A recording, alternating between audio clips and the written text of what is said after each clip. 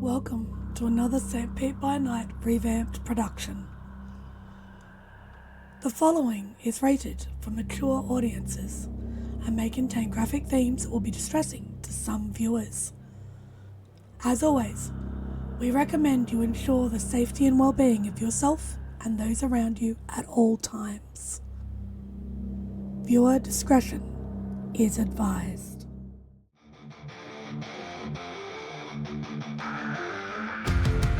In the heart of night, we rise from shadows, howling at the moon, igniting our battles, cleansing Gaia of an endless fight, until our final days we will fight. Thanks, man, we stand united as one.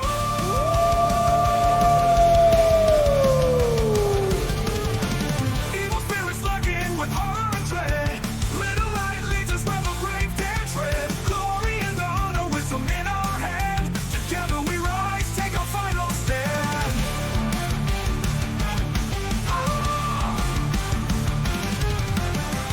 Everywhere we run, the wind is at our back. All the worm forces we will track. From the depths of the ocean to the clouds in the sky, vampires tremble as we learn to fight. Rage across Tampa, in this fight we'll stay. Evil spirits lurking with horror and dread. Little light leads us where the brave dare tread. Glory and honor, wisdom in our hand. Together we rise, take a final stand.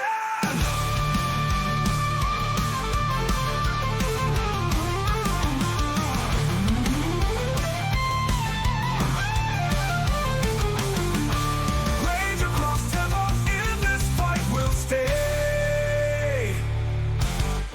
Everywhere with the pack, let the night be our guide. In battles of honor, we shall never hide. Rock will never hide.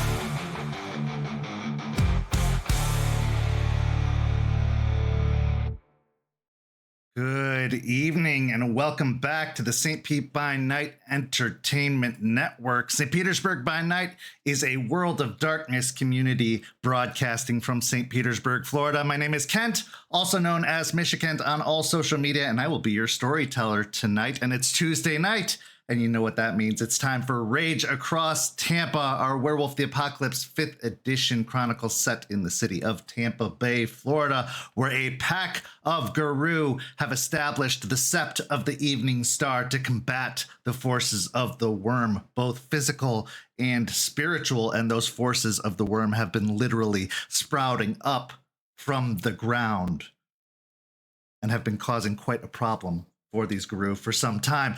Such a problem, in fact, that the Guru have had to make some deals as of late with other forces of the worm. They've had to compromise their own values to get the things they need to combat an even greater threat in order to deal with the problems that they have been faced with. But we'll get to all that in just a moment. If you like what you're hearing or like what you're seeing, you should go follow St. Pete by Night on all of that social media you see listed down at the bottom. And even more, you should go join our community by following that Discord link you see in the description, where you could take part in one of the many activities we have happening all month long. And perhaps you could even join one of our tables that we have starting soon over the next few months. So hop into our Discord by following that link. We would love to have you come join our community. But speaking of our community, I couldn't tell this story alone. It would take some pretty incredible players to make this story happen. So let's go ahead and introduce those players now. Players, go ahead and introduce yourselves if you please. Hi, everybody. I'm Champagne, your ex-step-grandmother, whatever you want to call me, and I'll be playing Aspen Wise, Philodox of the Silverfangs. Hi, everybody. I am Nori, and I'll be playing Melissa's Jester, the Galliard of the Black Furies. Hi, everybody. I'm Walks, and I will be playing Lucas Shaw, the Ragabash of the Shadow Lords, and I am ready to take a bite out of this story. Unfortunately, Preston, our Bone Gnar Theurge, won't be able to join us this evening, but he will be back next week. And speaking of next week, it will be our last episode until the end of summer because we will be taking a 6-week vacation following next week's episode. You could kind of consider it a finale of sorts for the summer. So that is an important programming note, but you don't want to miss next week episode because it is going to be an important one. So make sure to tune in next week for the last episode of Rage Across Tampa until the end of September. So we'll keep you all up to date on those details, but make sure to tune in. But Pack, let's get caught up on everything that happened last week. Quite a bit happened, but most importantly, Jace underwent a very, very important ritual to purge himself of the illness, the infection that has been plaguing him for quite some time after being infected by one of those volcanic plants that seem to issue or spew forth a bunch of spores in an almost volcanic eruption many months ago. Now, he's been able to stave off the infection with his own regenerative abilities, plus the staff that he had inherited from Moses some time ago. The staff that seems to be a keyhole that allows him to be inhabited by a fey spirit known as Ishu. This has been able to protect him from the infection, but the infection couldn't stay within him forever, and for safety's sake needed to be purged. So through a very, very deadly and dangerous rite, you were able to purge the infection with Eliza leading the rite, but through all of your combined efforts, you finally were able to drive the last remaining infective essence from his body. But it was going to take some time for him to recover. So for the next couple of weeks, he would have to stay laid up as his body would take time to heal, as well as his spirit. Though he did make it through the rite, better off than was expected. In the meantime, in his recovery, though, he did ask that Jester check up with Ravi and the other changeling refugees and ask for their assistance or get their assistance in helping purge some of these plants and some of the other areas that they had started to spread, as it was hoped that they wouldn't just sit on the sidelines while all of this was going on, as you would need as many allies as you could get as this threat continues to grow. Jester, Aspen, and Charles also had a discussion about the new nation and what is to come, and Charles brought up the idea that Aspen not only take on this issue in a direct and physical manner, but perhaps on a legal front, and perhaps steps in that matter will be taken tonight as well. And then Lucas and Charles talked about the threat to the cairn itself as they looked into the security of the cairn, walking around the perimeter, discussing the defenses. And Lucas decided to reach out to the spirits, reach out to the past of the cairn by touching one of the trees. And in doing so, had a vision of the past, had a vision as to the relations of the previous inhabitants of the cairn and their relations to other changing breeds. In this, he learned of the relations between the previous inhabitants and the werebats, enemies of the Shadow Lords. It seems these previous inhabitants had good relations, as they were the cairn builders of some of the werebat inhabitants of the areas. This made Lucas have a bit of a internal crisis, a crisis that maybe he will have to deal with or have some inner turmoil on. We'll see more about that tonight. But first, let's get to our first scene. Jester, ever since Jace's Right. Well, even before, you've had this weight on you in regards to Jace and everything he's been through, because it was Jace who spared you from potentially being infected. He was the one who pushed you out of the way when that plant erupted, spewing forth spores. He was the one who took the hit. Now, ever since, you've become more and more proficient in handling these plants and removing them. And you've learned how to successfully dodge any of these spores from issuing forward. And you've managed to avoid any infections yourself.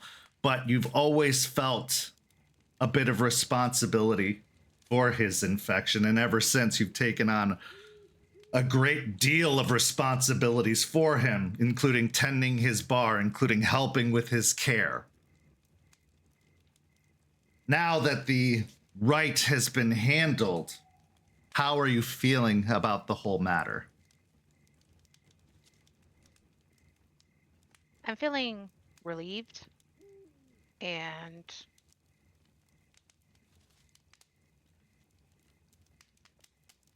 just glad it's over, honestly, and I'm really glad that we were able to cure him, and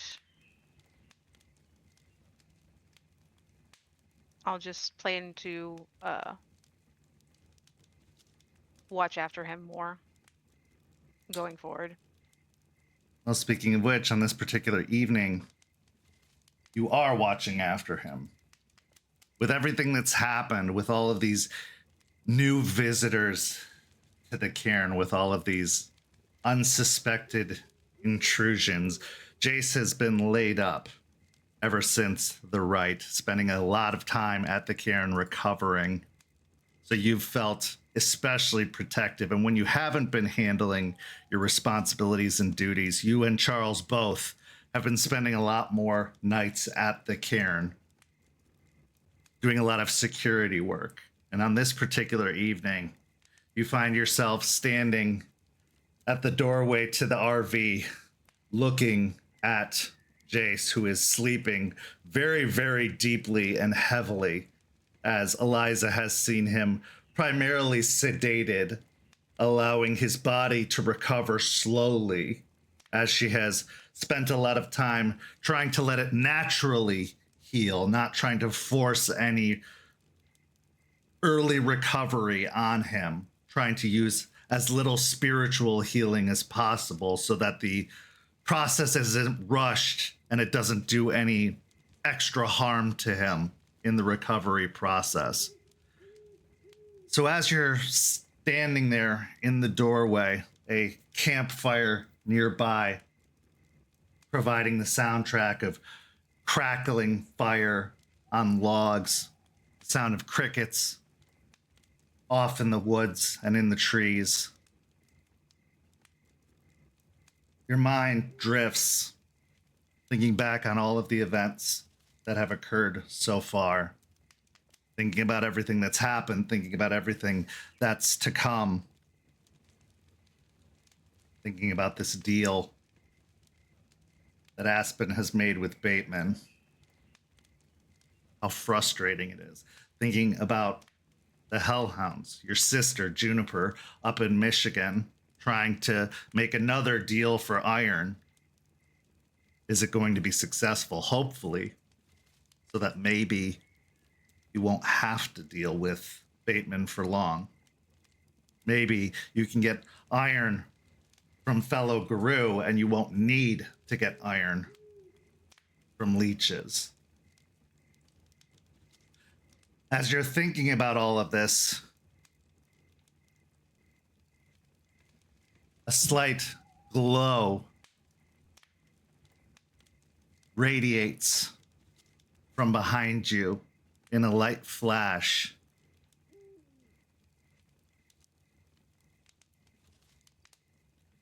I'll turn. Hi, Jester. Hi, Star. You turn behind you And sitting by the campfire, legs crossed, is the young woman who appears to be a version of both you and Aspen combined. She has a pool of a dress spread out around her. The fabric rippled in a shimmering, almost like puddle, spread around her body. Her hands are propped behind her, holding her up. Her curly hair spilling down to her shoulders.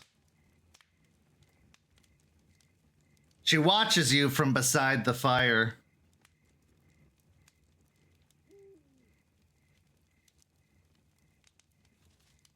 You seem troubled. I'll quietly shut the door to the RV and sit down beside the fire. Well, I mean, a lot of troubling things are going on.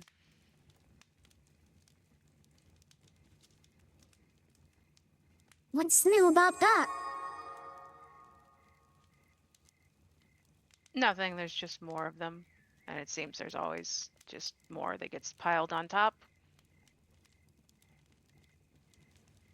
But you're taking it personally.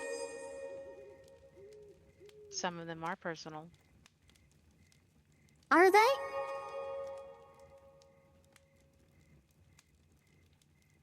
To me. Why?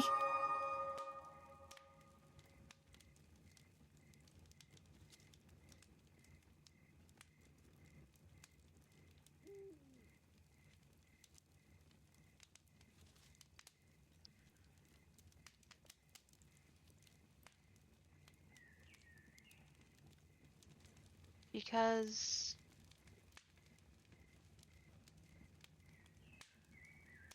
going to think for a while because I'm trying to figure out how to explain.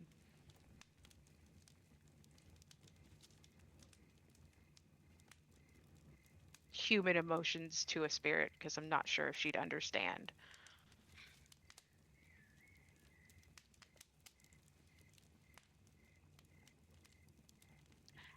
Having to work with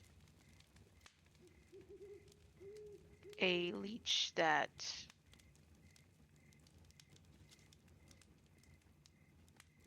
destroyed people that I loved is a difficult thing to deal with.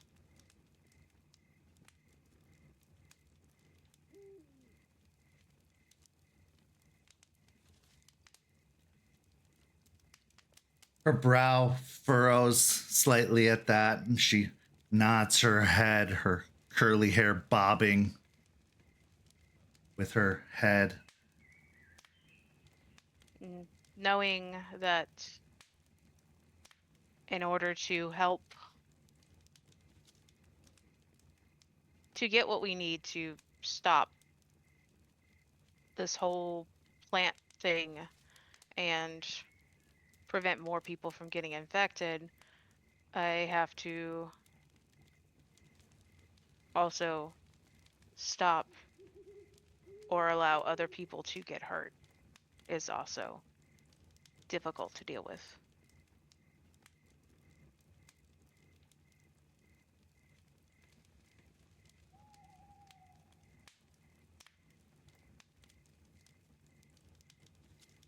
Why did you make the deal?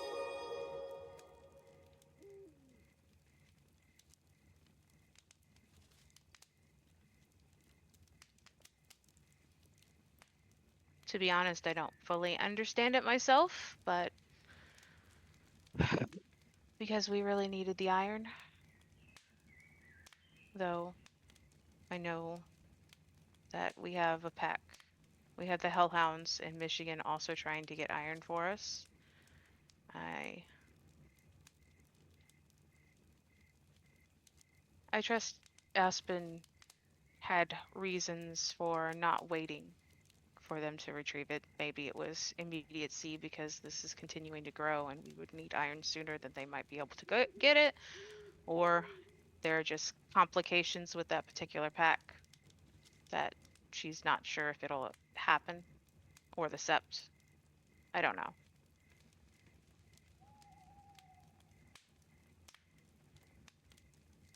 Are you mad at her? No, I'm not mad at her. Are you sure? She hates this about as much as I do, so yes, I'm sure I'm not mad at her for this.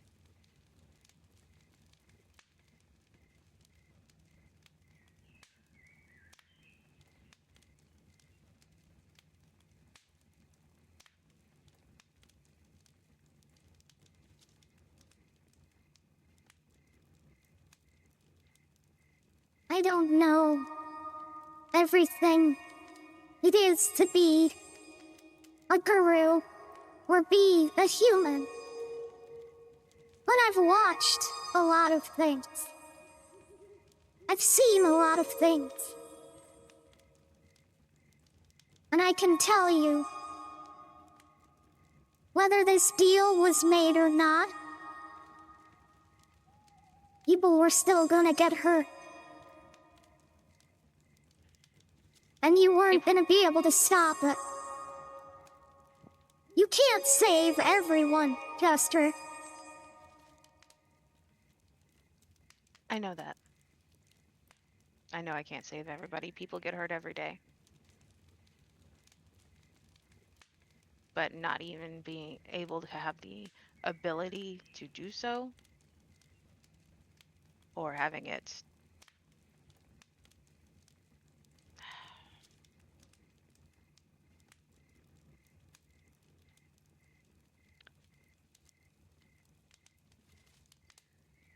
having the opportunity taken away is frustrating.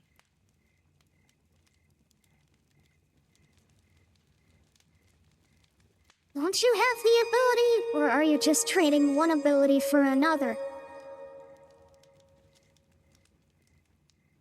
If anything, you have more ability to help people now.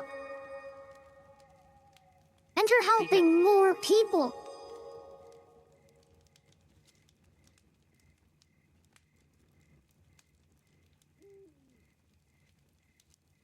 Potentially. Potentially, yes. Well, what is it that they say? Doesn't make it suck any less. That is what they say.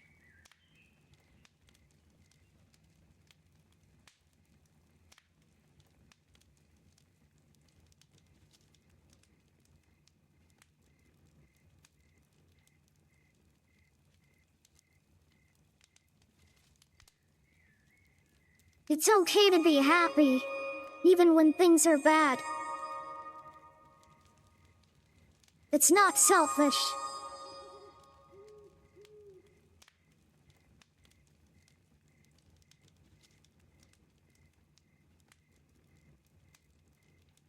I am happy a lot. But happy's not a permanent state.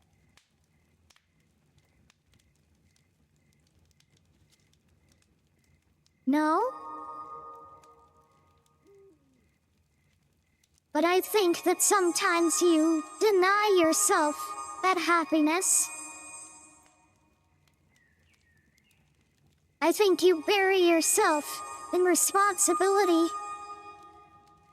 You keep yourself so busy doing all of the work that needs to be done, taking on everyone else's work, that you don't actually allow yourself to enjoy the things you've earned. To enjoy the happiness you've earned.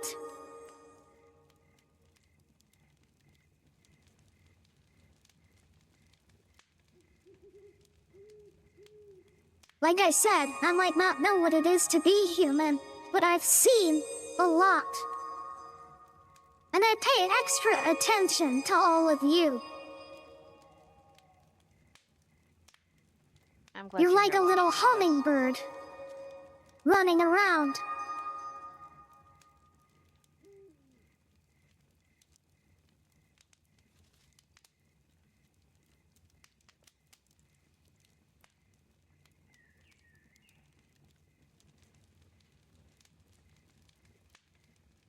spent a long time not running around.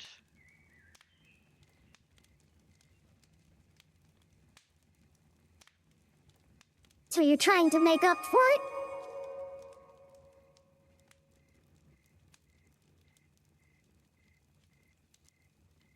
Maybe partly. Also trying to support the pack on things that need to be done.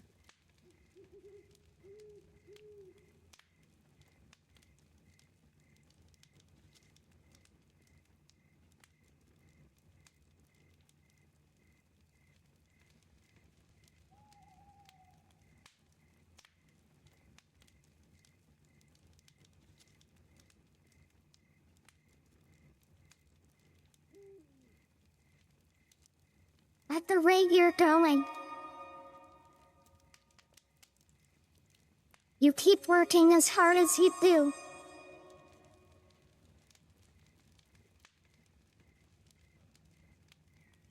Your light will burn out faster than anyone else's.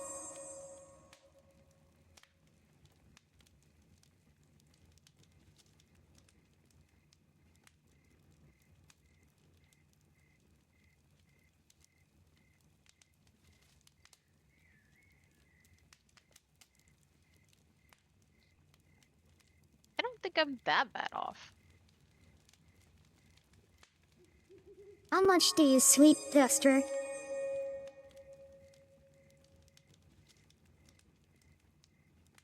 Fine. Not a lot.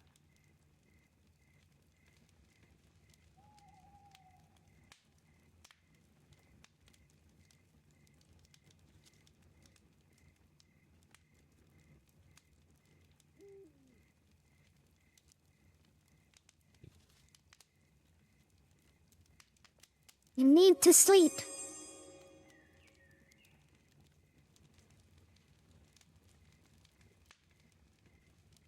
You need to trust your pack to take up some of the weight, to take up some of the responsibility.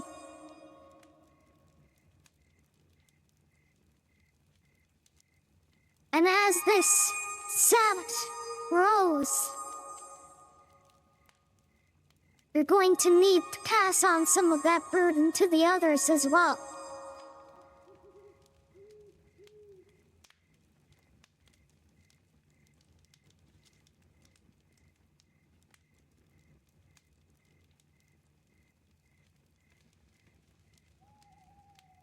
They are carrying the weight.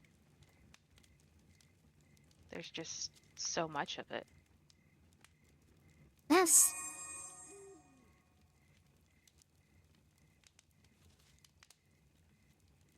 But you take more than most.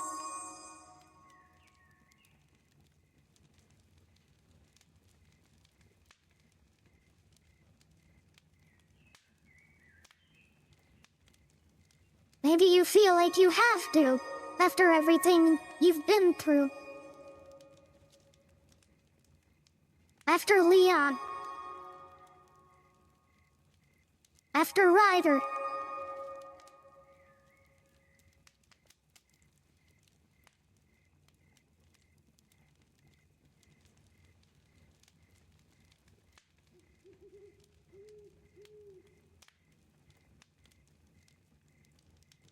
You are not in debt, Jester. You never were.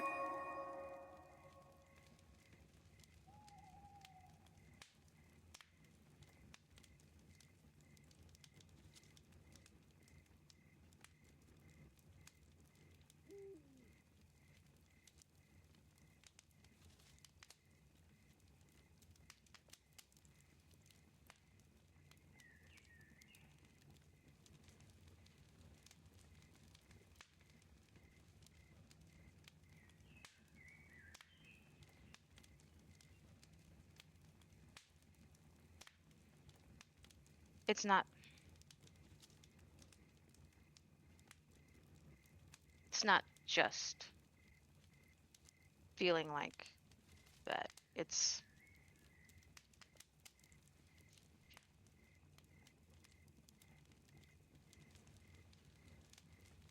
I feel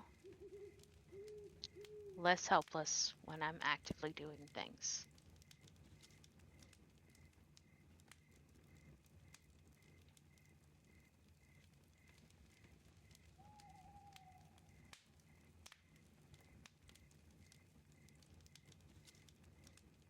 Why do you feel helpless at all?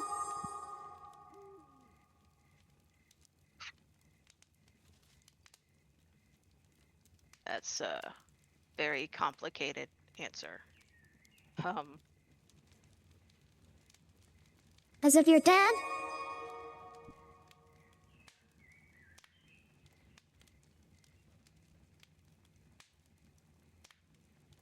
Part of it. Part of it was growing up feeling helpless.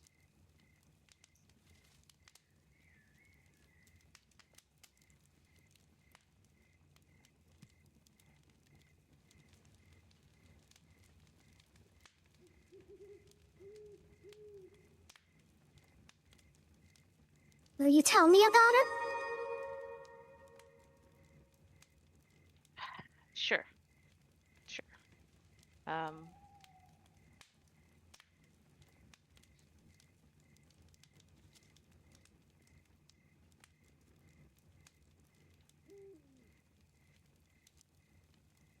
My mom never really recovered from my father's death.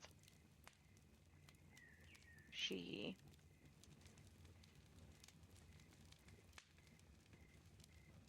turned to alcohol to cope. And a long string of men to try to, I don't know, financial support, emotional, fill the loneliness. I don't really know. Never really understood it because they were all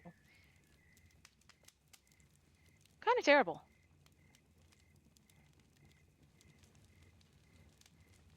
They seemed, I guess to her, seemed nice at first, but then when they got angry, they'd attack her. And I don't know, maybe it was the third or fourth one did the same to me at some point. And I tried to learn how to defend myself, but it usually wasn't ever enough. I didn't know how to get us out of that situation, so kind of just lived trying to survive and feeling helpless most of the time.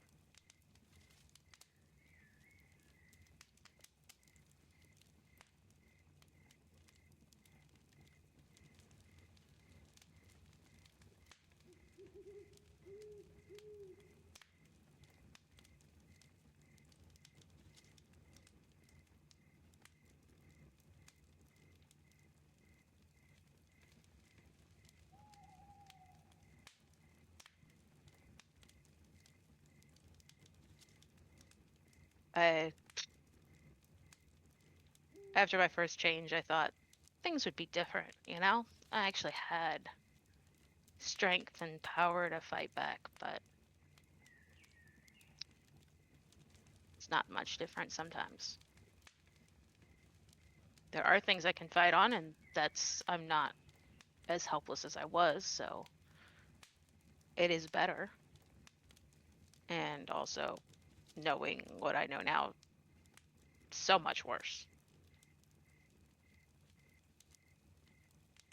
You still feel helpless? At times. Not all the time. Like I said, it's still better. I don't always feel helpless.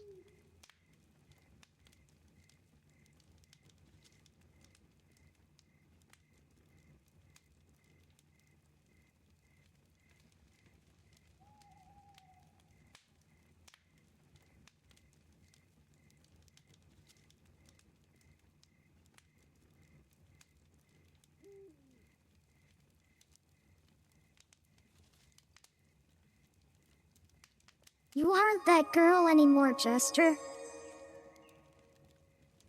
You aren't even human anymore. Not really.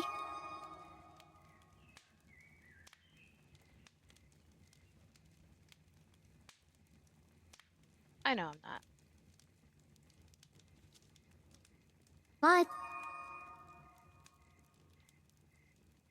you have an opportunity.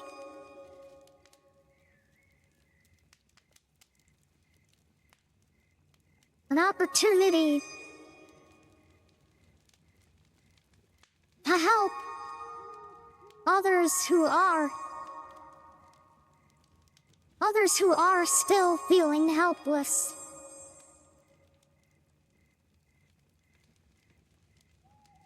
Three in particular.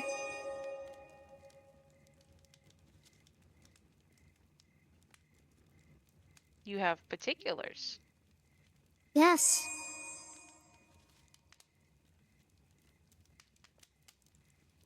All of them. Well, of varying levels of importance. One of them, you've come to know better and better.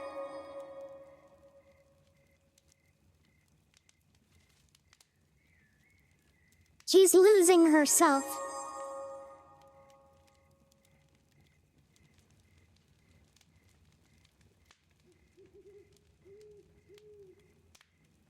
And she refuses to see it.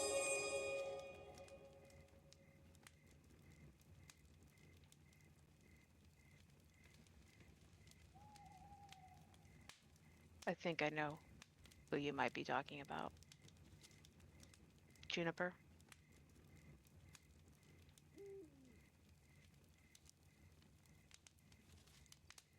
Star just smiles.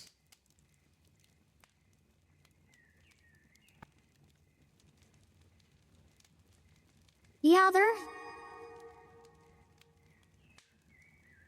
is finding her way back, but lost you.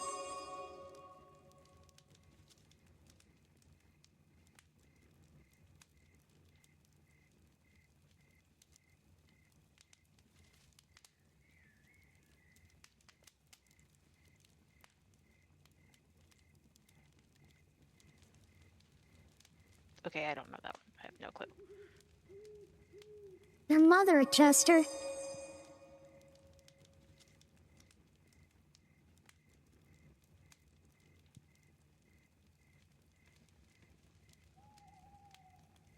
She quit the drinking.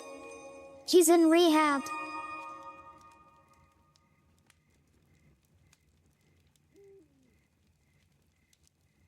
She's trying to make amends, but she doesn't know how to find you.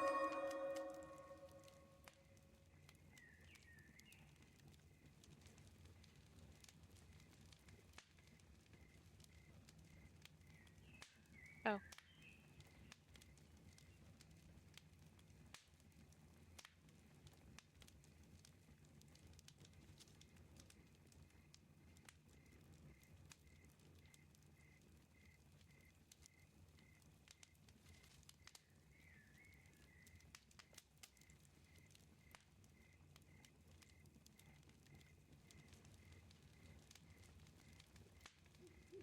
And the third?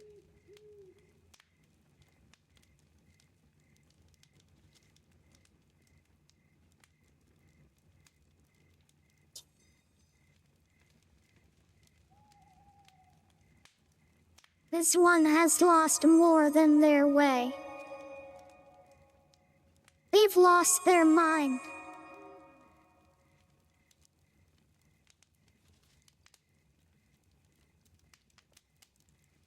We're going to meet them very soon, for they are already here.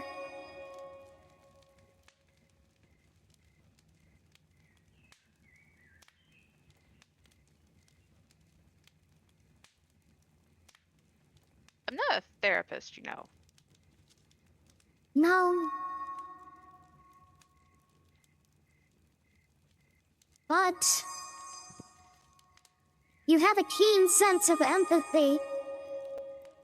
And if anybody knows how to diplomatically be the go-between between two opposing parties, it's you. And believe me, there is a lot of opposition between these two parties.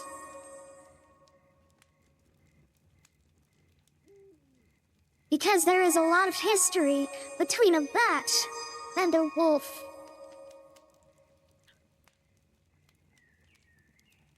Oh. So this is one of the...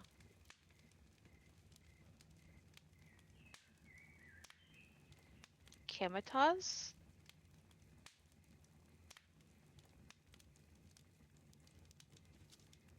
They have Am I all saying that right? kinds of fancy names.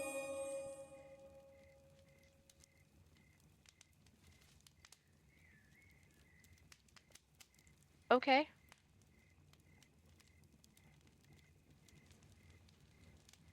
That's good to... Ooh, okay.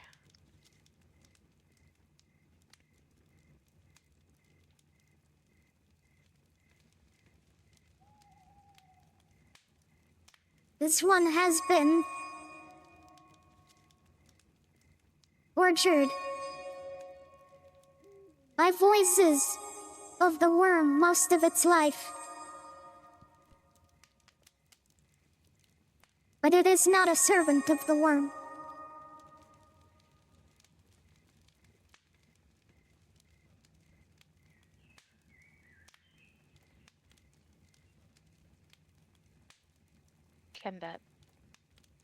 Can they be helped? That's what you're going to find out. So you have faith that they can be helped.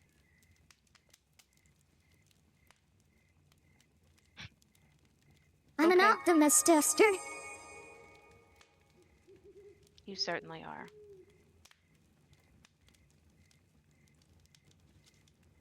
I think you need a little more optimism in your life.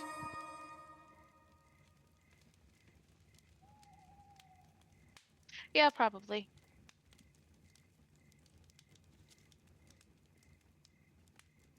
You've had a lot of destruction. You've had to watch a lot of the things you love get torn down. Maybe it's time to build, create, or repair. Shift your focus.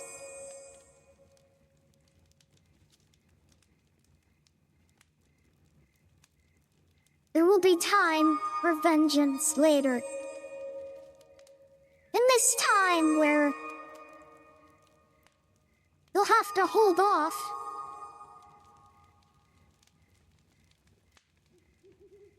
I know. Gorgon told me the same thing.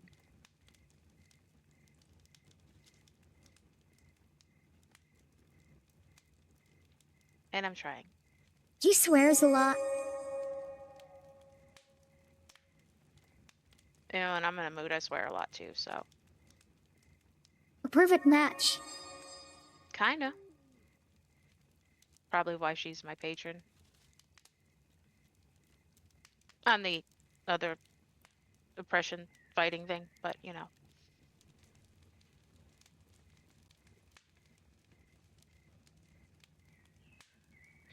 Okay, I will.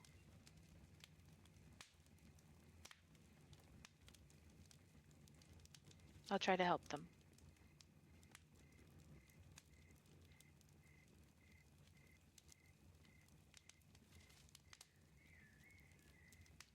I believe in you.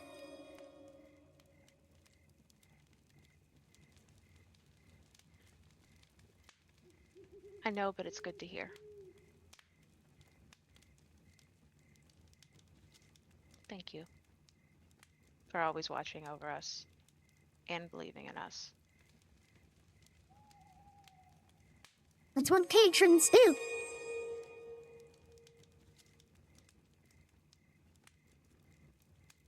Ace will be fine. You don't need to watch over him anymore.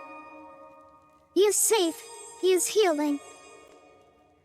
He will recover.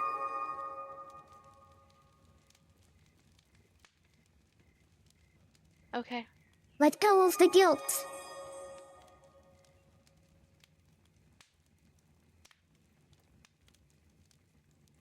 I have been.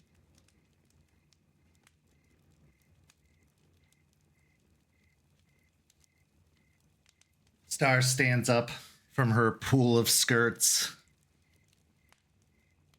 And she tiptoes over in your direction before spreading out her arms wide. I'll spread my arms and move over to hug her. As she wraps her arms around you, her radiant glow causes you to have to close your eyes because it is so bright, but her embrace is so warm and comforting. It almost sends a numbing tingle through your body.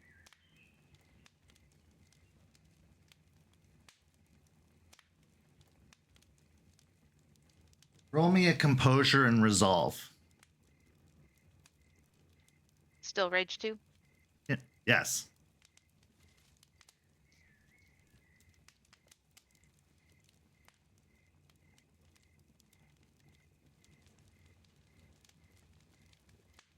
Two successes.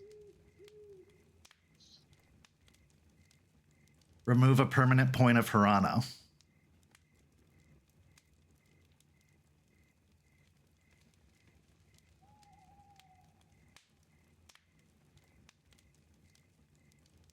When you open your eyes again, as the blinding light disappears, she's gone.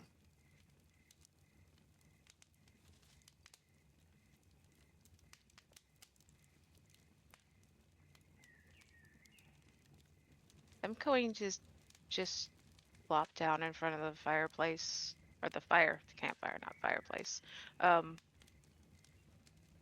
Kind of in shock almost, just at the sudden or the disappearance of a lot of the weight and sadness I've had about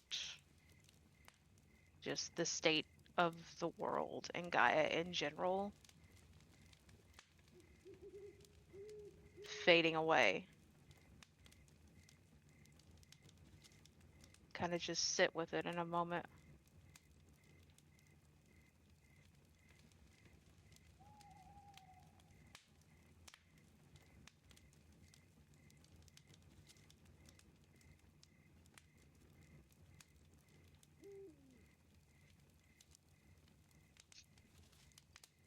And my mind will start to really just spin into different thoughts and ideas about what she said and the people that she talked about that need help. And trying to figure out how or what steps I need to take to start reaching out to them or finding them. Every time, though, it comes to my mom, I will still have that moment of anxiety, fear of reaching out, remembering that she saw me during my change, and I don't know what she remembers from that.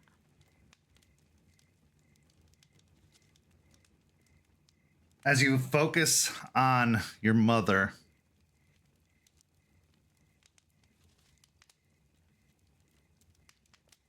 your eyes kind of sting and well up with tears at the thought. And as you go to blink away the tears, you find yourself with a bird's eye view of a room. White walls, a steel cot, very sparse, Spartan room.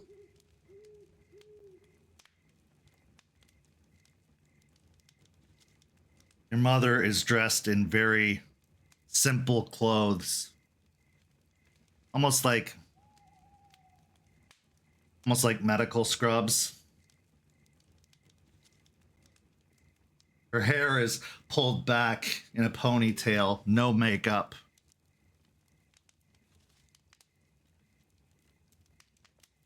She's wearing sneakers.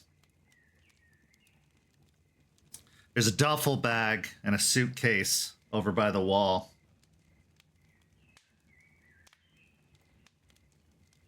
Her knee is jiggling slightly. You could tell that she's in one of the later stages of withdrawal, probably coming out the other side. So she's not in the bad throes of it, but she's still definitely, coming through the stages of it. And in her hands, she has a photograph in a frame.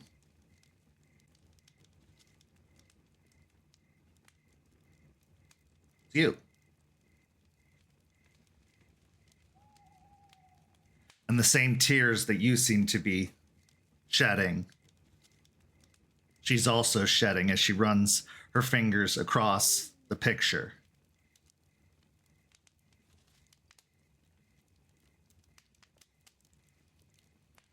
The window of the room looks outside on a sunny day, and palm trees, and the Gulf of Mexico.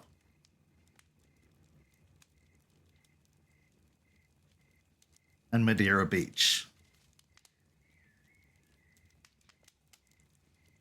She's in Florida.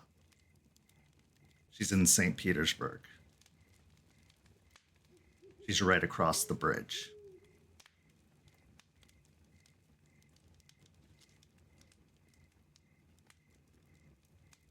The stinging of the tears goes away, and you're in the dark by the fire.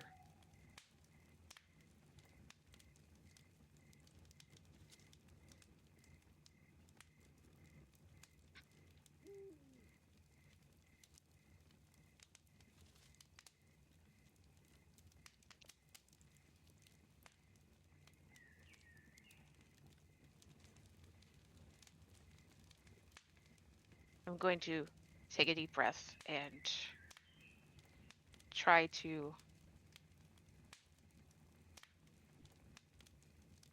not push down, but really just alleviate the feelings of just overwhelm that she's too close, too much, really not trying to have all the emotions that I have buried and the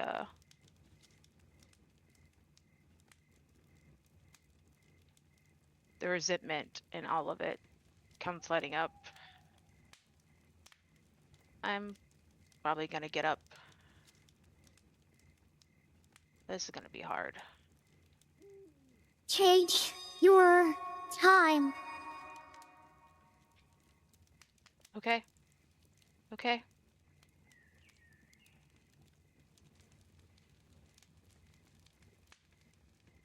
As you take a steadying breath, we transition now to our next scene.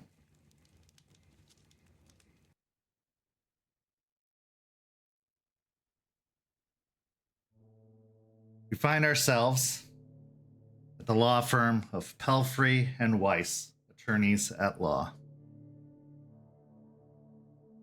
We find ourselves in the office of Aspen Weiss.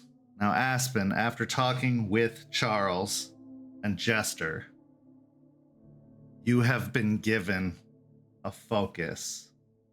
Now, you know you have a meeting with Edward Baitman coming up, and you and Lucas are to go finalize the details of the iron trade and hopefully to get your first supply of iron from Edward Baitman. But before all that, you have another purpose, another directive. How can you get at this Piney Point facility, and how can you do so from a legal standpoint? So you have been researching already. You have printouts, folders. You have every piece of historical documentation you can on the facility, including every case that was brought against the old plant up until the point that it was shut down. Every survey that was done, every environmental impact, every lawsuit, every allegation, every witness testimony.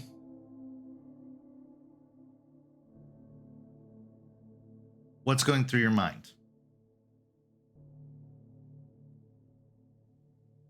There's a lot of determination in getting this done, a lot of feelings of this is what I'm good at, this is what I can do, and really diving full force into that. So having her law firm and having these different avenues to get this information and really strike back in the best way she knows how, gives her a feeling of like a light at the end of the tunnel, something she can do, something she can help with, something that could break through to get what needs to be done. So she's focused and has a new perspective, especially when it comes to Baitman as well. Now, looking over the documentation, you can see that some of the more recent stuff as of 10 or so years ago does have Ballard, Anderson, and Baitman representing the facility. And even some of the more recent permits that were filed as of a year ago have the filing agents or law firm as Ballard, Anderson, and Baitman. They seem to be the law firm representing the facility, the law firm on retainer. This could be complicated, but you do know that they are entangled with one another. Baitman hid no allusions to that in your meeting. In fact, it was part of his motivation for meeting with you is that he didn't want anything to do with that anymore and was hoping to find a way out.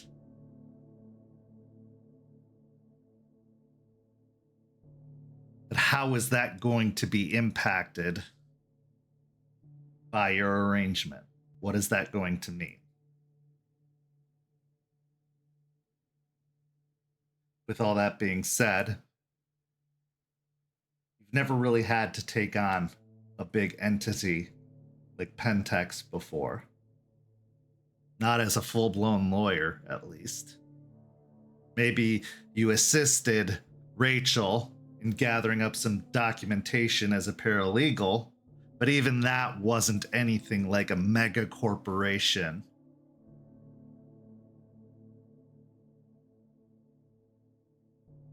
You might find yourself overwhelmed like a small fish in a very, very big pond full of sharks. But if there's anybody suited to a task like this, or at least able to give some good advice, it's the former district attorney from Chicago, Anna Eyes of the Sea Pelfrey, your partner and associate. So, You have asked for Anna to stop over when she has a moment.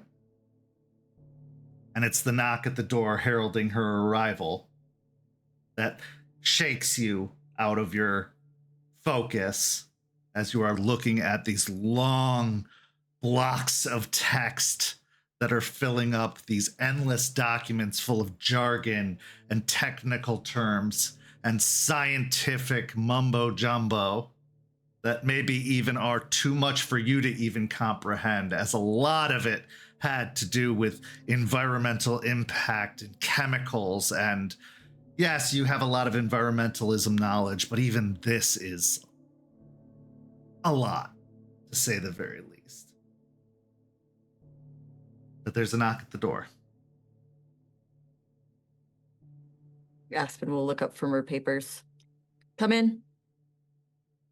The door opens, and the young woman, or the older woman, I should say, steps in, her hair done up in a very neat bun, glasses, her formal business attire covering her frame. Miss Weiss. Miss Pelfrey?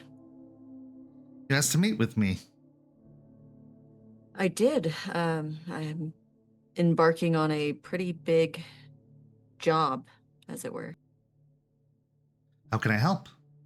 She steps in and closes the door behind her. Well,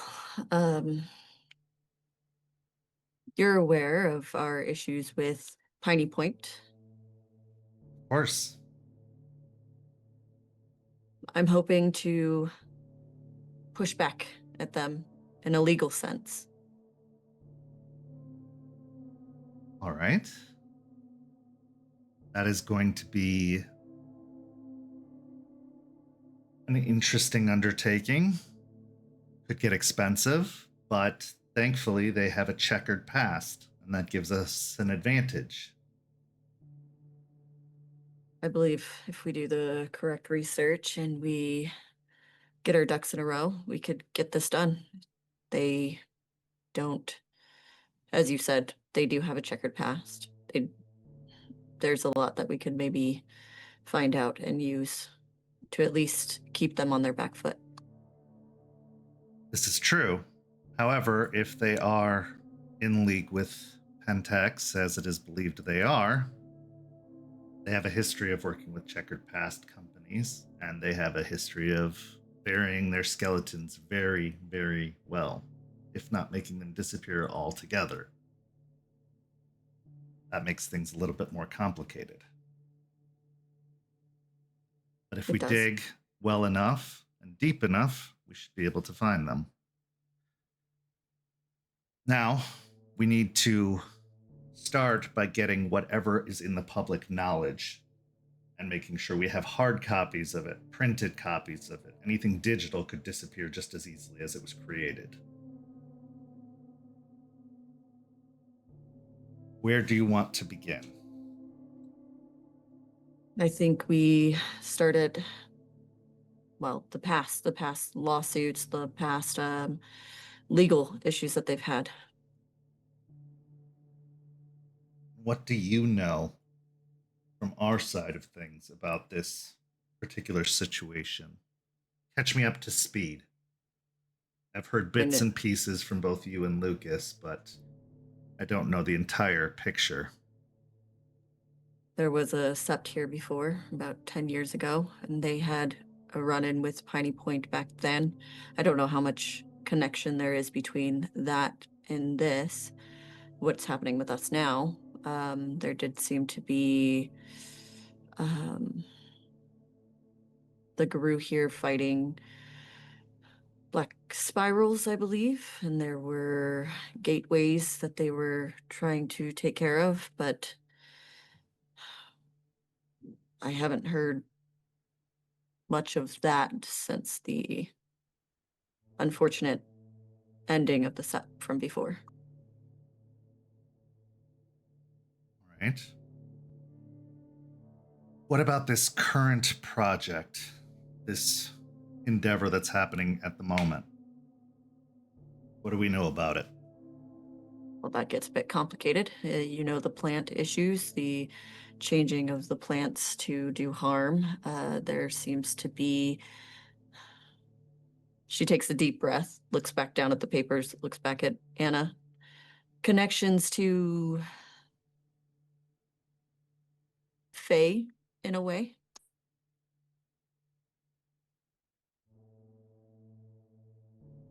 All right. Well, that's neither here nor there in this case, but that's good to know.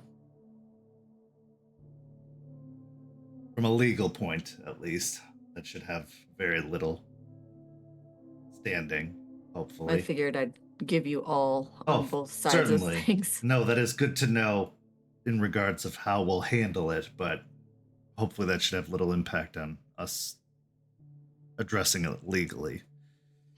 Well, see, that I'm not sure of because I don't know what the Fae that they may be working with can do or could do to prevent us from... We already know, for example, Baitman has his ways of getting around things. If there's this Fae that I don't know much of anything about, has ways of covering things or manipulating things, it's something we should at least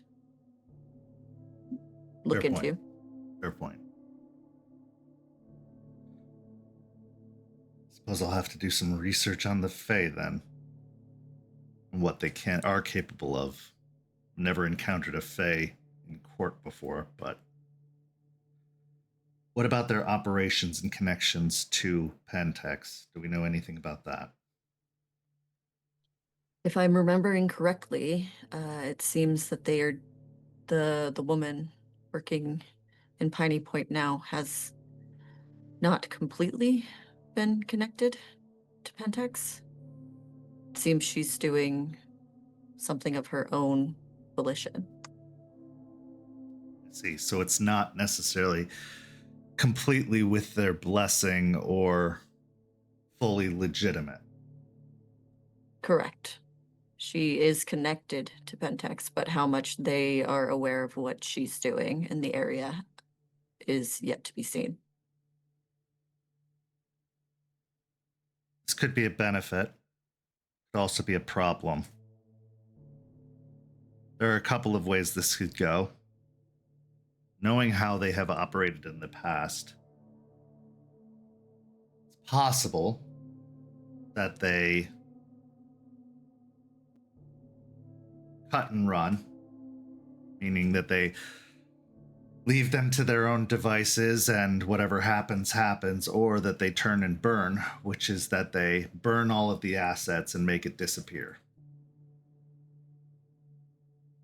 In this particular instance, that would be the ideal scenario. They uproot all operations and act as if it never existed. That being said, based off of how much has been already invested in it and the damage that's already been done, even if the company were to do that, I'm not sure the individual who has been working on it would do that.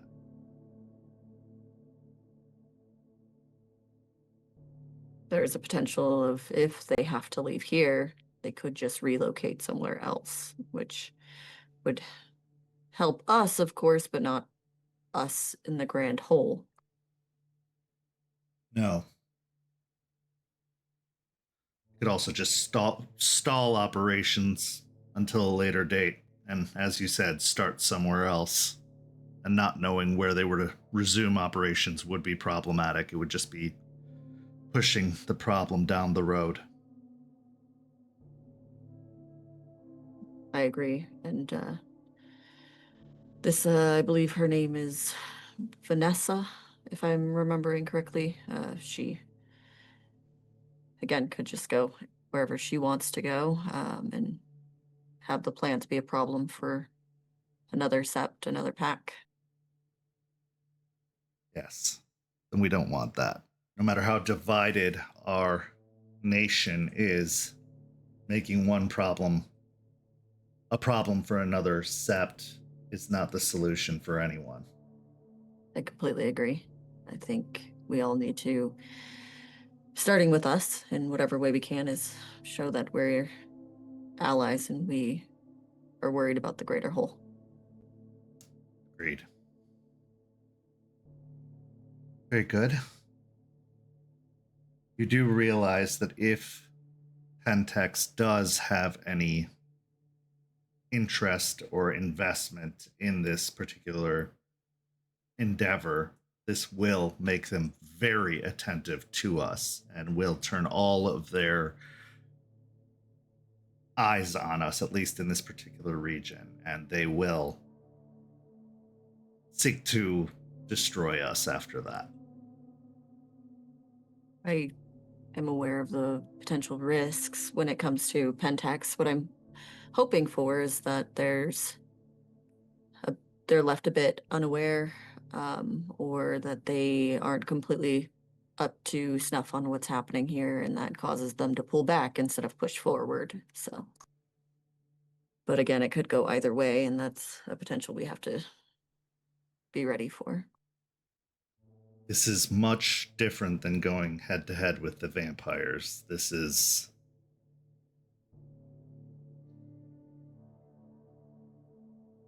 worse. But I've never shied from a fight before. I won't start now.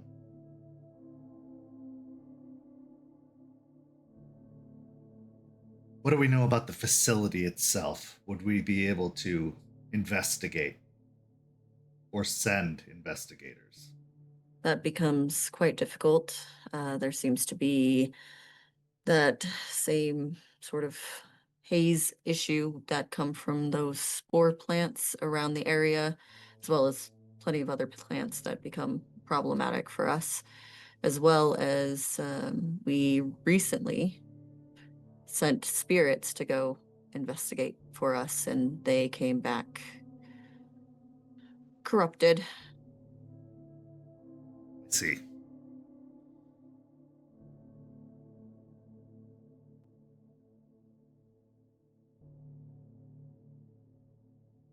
And we would need to stress the toxic nature of things so that we have any investigators that are sent in protected against potential infection. Correct. Or at least give them advance enough notice that they hide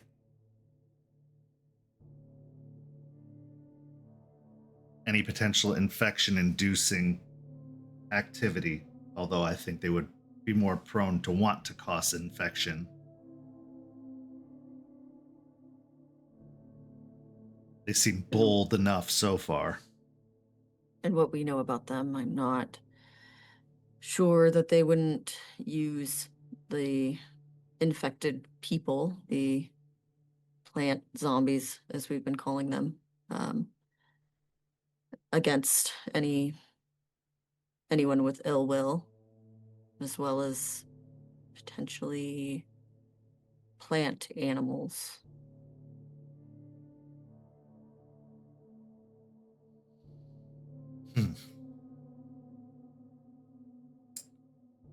Right. Well,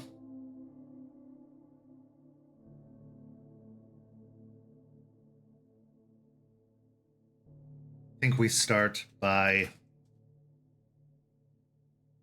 going to some manufacturers, creating some reports or some claims that some of the products that they have sent out are faulty or defective in some manner.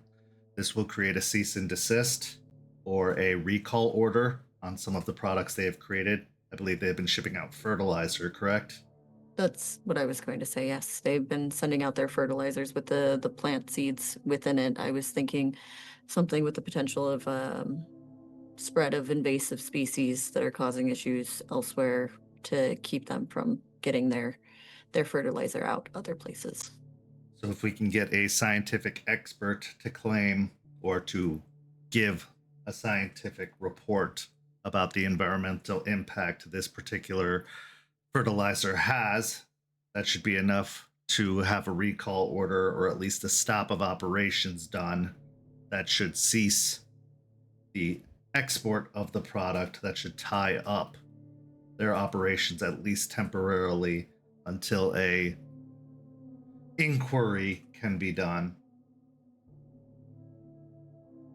Also, Luckily, if we look Go into, ahead. sorry, also if we look into their permits, and if anything is fishy there, we can use that as an opportunity to stop their shipments.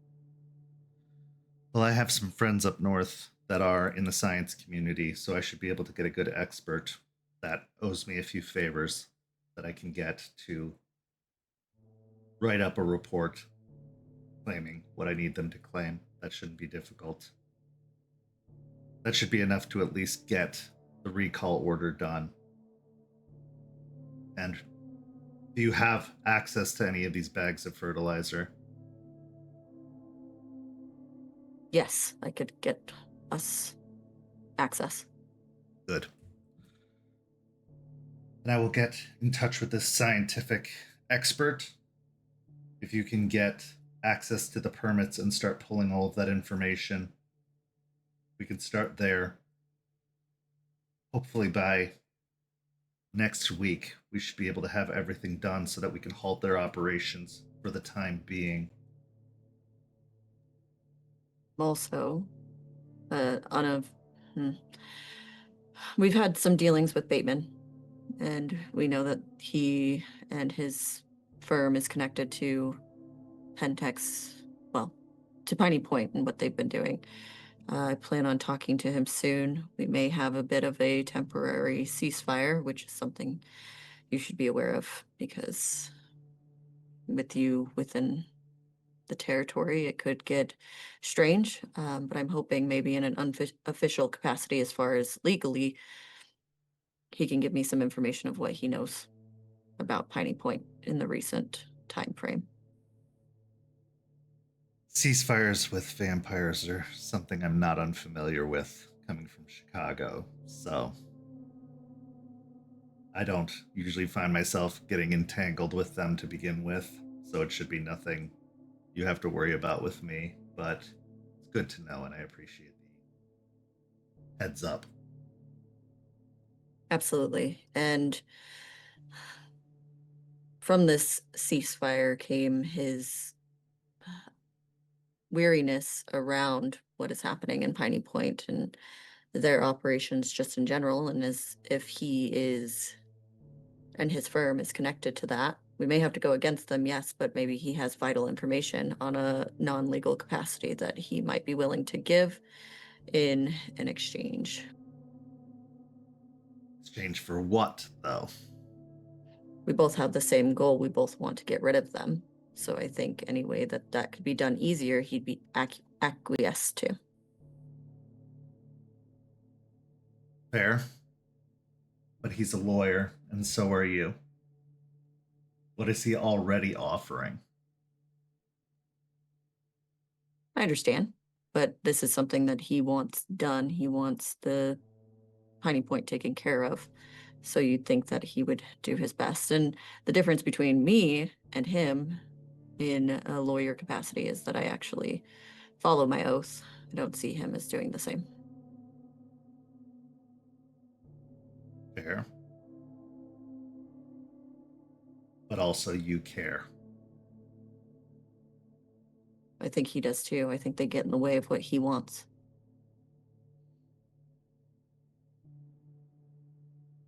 All right.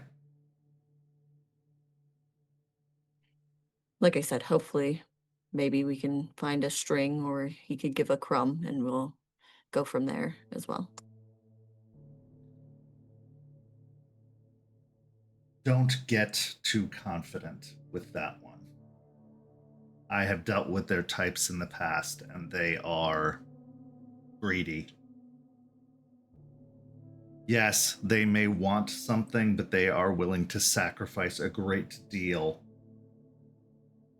more than they say. You think for sheer spite? Certainly. Okay. One day I'll have to tell you about Horatio Ballard, his partner, and what he was willing to sacrifice just out of spite.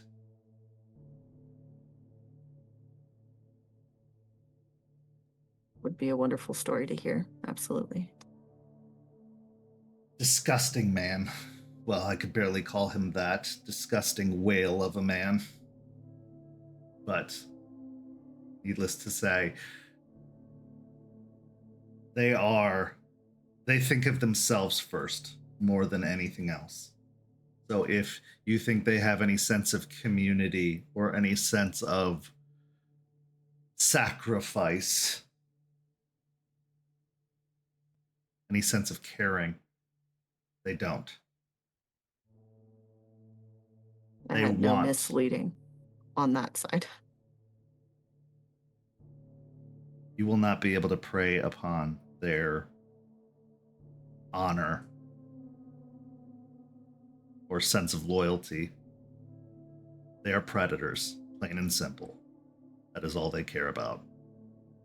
And at the end of it all, if they need to, they will just wait it out. They've done it before and they'll do it again. Wars, ages. It's not beyond them to just simply wait it out. They've seen nations conquered. They've caused overthrow of nations. World wars have been caused and influenced by their kind over spite. This is not beyond them to let this play out, to cause a pandemic out of spite. Even if it were to cause enough losses for them to lose everything here. Even so, life finds a way. People will repopulate. They have before, they will again. The Spanish flu is a perfect example. The plague is a perfect example. If you think they're afraid of some loss of life, they are not. I meant more from the standpoint of loss of power. Power comes and goes. It can be regained, especially by the powerful.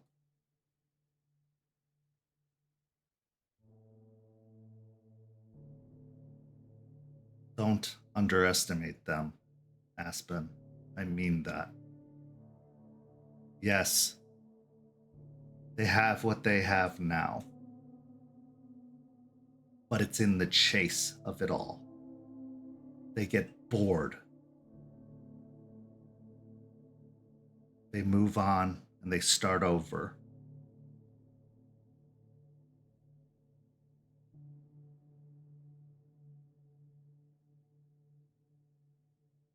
Be wary of what you think you have over them. Because at the end, as I said, they don't care. They have forgotten how to care. Especially the older ones. Then to that point, do you think a ceasefire is even something that should be considered?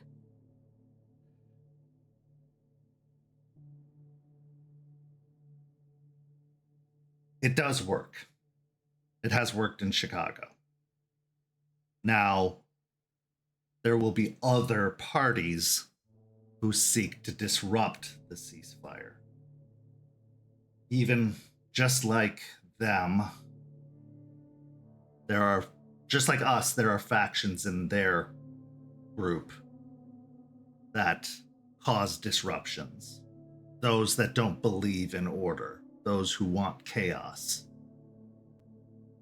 Not all vampires are the same. Just like not all Garou are the same. They have their version of Fenris.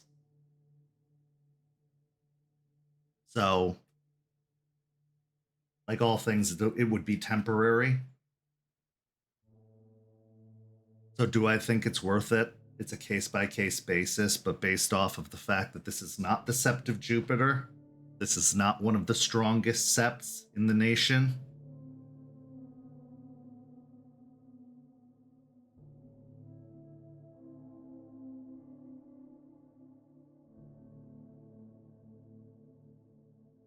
Depends on how many fronts you want to fight on.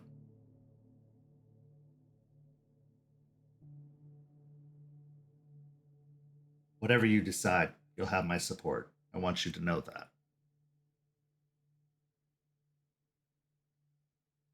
But I've always been a believer of take it one fight at a time.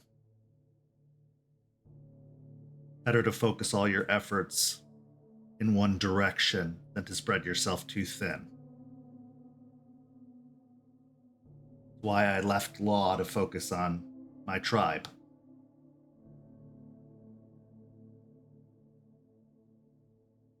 Why I left politics in the nation to focus on my tribe.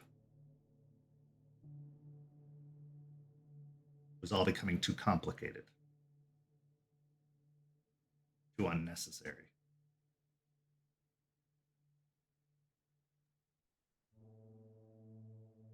What is your advice? I understand I have your support, but what is your advice?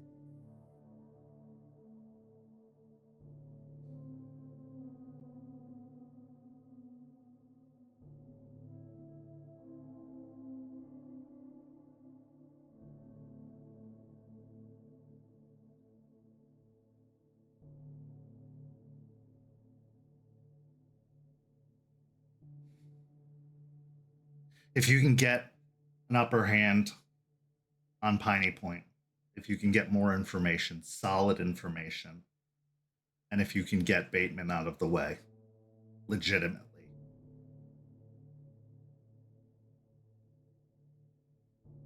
it's worth the price, depending on what that price is. Whether it's a longer ceasefire, whether it's a truce. Because yes, it will be broken eventually. And they will likely be the ones to break it. But in truth, the greater threat is the plants. Is Pentex. It's always been Pentex. The leeches want this world to survive just as much as we do. They need it to. They're called leeches for a reason. They need the host to live. They don't benefit from it dying. Pentex wants it to die. That's their sole purpose.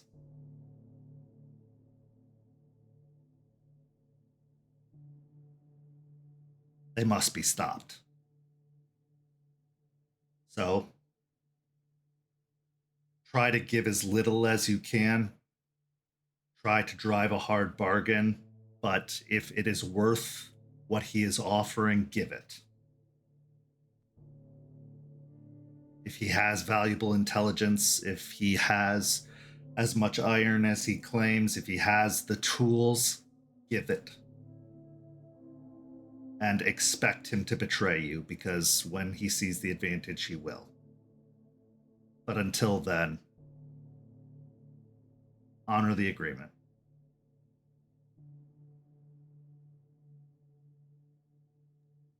Okay.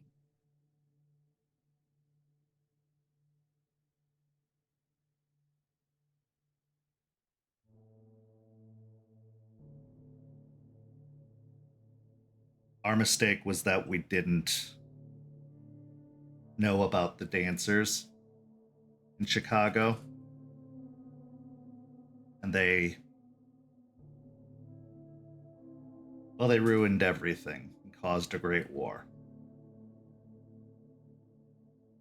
And a lot of lives were lost because of it. You can possibly avoid that, as long as you know the entirety of the field.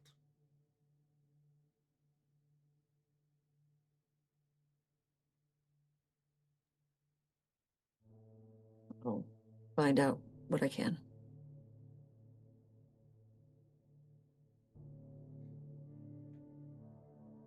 I'm here to help. I will get you all of the assistance you need. I will get the scientific expert and the report.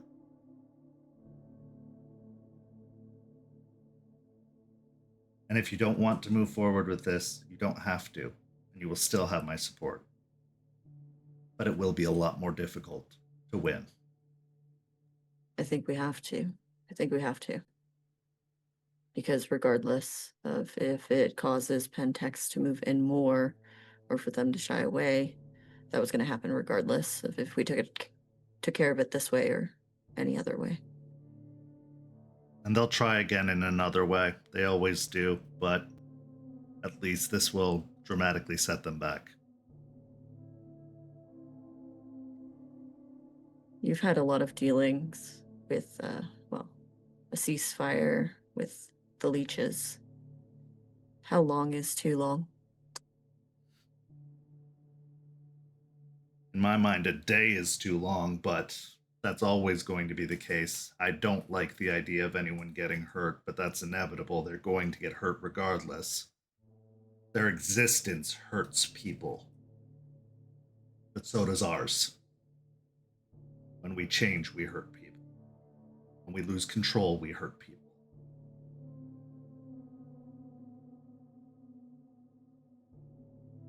The collateral damage of the war between our kinds hurts people.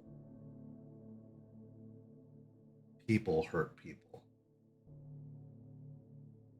That's inevitable. But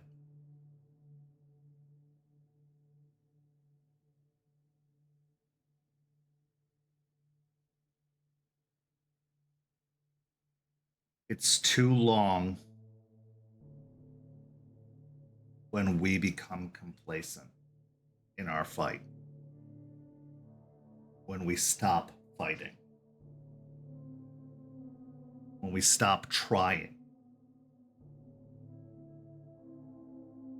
When Hirano seems comfortable, then it's been too long. And what if the need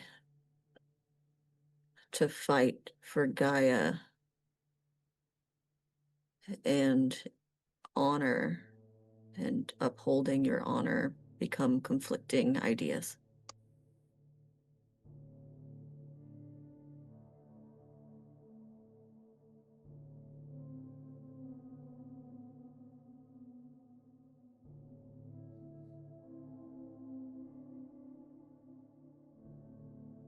There are other places you can fight. Other places to fulfill that need. Other places to go. The fight doesn't just happen here. We can loan our services to other sets. That is the very essence of Hoglosk. That is what Fenris preyed upon. That loss of balance. That's why they left. They refused any kind of order versus the fight. So if the need to fight for Gaia becomes strong enough to risk threatening the truce, then go fight. But go fight somewhere where a truce isn't happening. Then come back when you've gotten it out of your system. What if the problem is here? With them? Yes. Then the treaty probably was broken. You just have to find out how.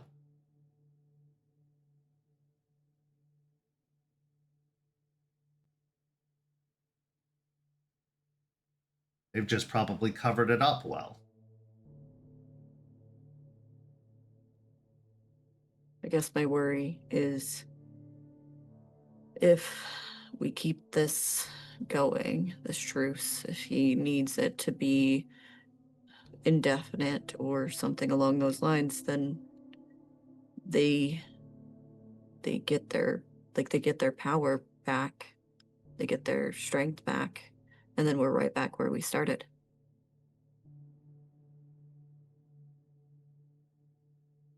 That is a risk. Yes.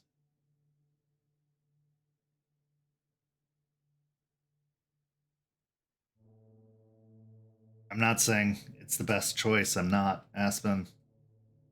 That is a very real risk. Chicago is one of the Leech strongholds.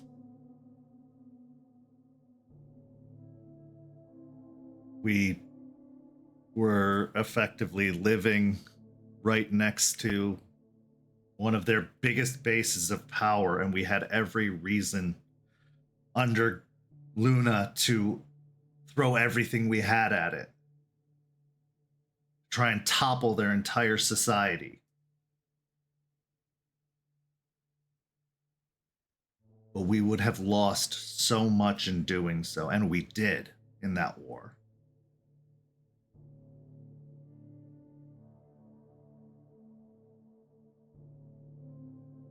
And to be honest, even if you do, they will rebuild again and again and again.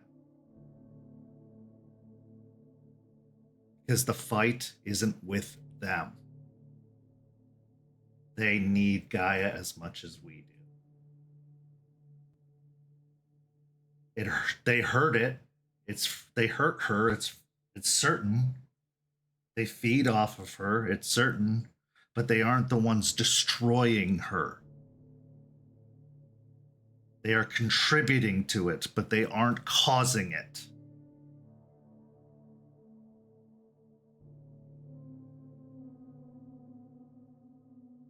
There are a lot of other factors causing it than just them.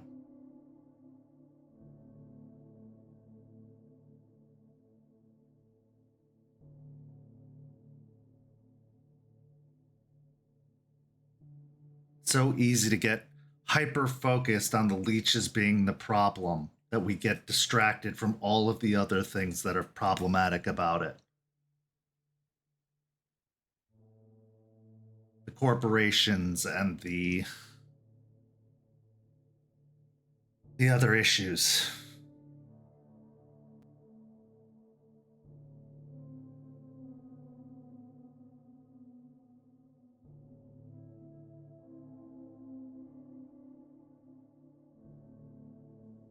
Okay. They're a symptom, they're not the problem.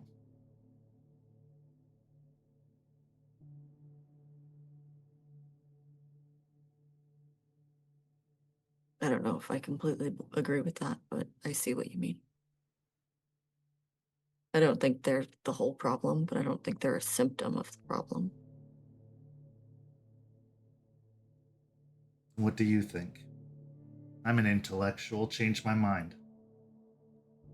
I think when a disease hits, it hits in many different ways, on many different fronts. It attacks blood cells, it attacks organs, it can change the body itself with the way that it attacks, depending on the disease, of course. I think it comes from all fronts, all different areas, and I think you have to keep them all in check to make sure that it doesn't thrive. Certainly. And I worry that, of course, we're working with the idea of getting Pentex out of this area at least, or at least as much as we can, pushing them back at the very least, but to let another part of it thrive in the pursuit of killing the other part of the disease. Where's the balance, and when do we let one part go too far while trying to cure the other? So keep it in check. Make finite terms You're a lawyer. Make finite terms to the agreement, to the truce. Our truce wasn't just simply vampires can do whatever they want and Guru have to stay out of the way. We had rules, we had boundaries, we had restrictions. There was a lot more to it than just simply leaving each other alone. If you want to keep them in check, if you want to restrict them, restrict them. Make it harder for them to upkeep their end so that they can break it, so that you can come down on them. Find out what they're willing to agree to. See how desperate they are. Negotiate.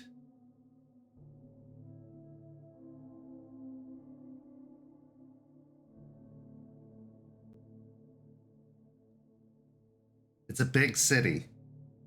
And yes, they're going to want as much of it as they can. They don't have all of the power. They clearly need something if they came to you at all.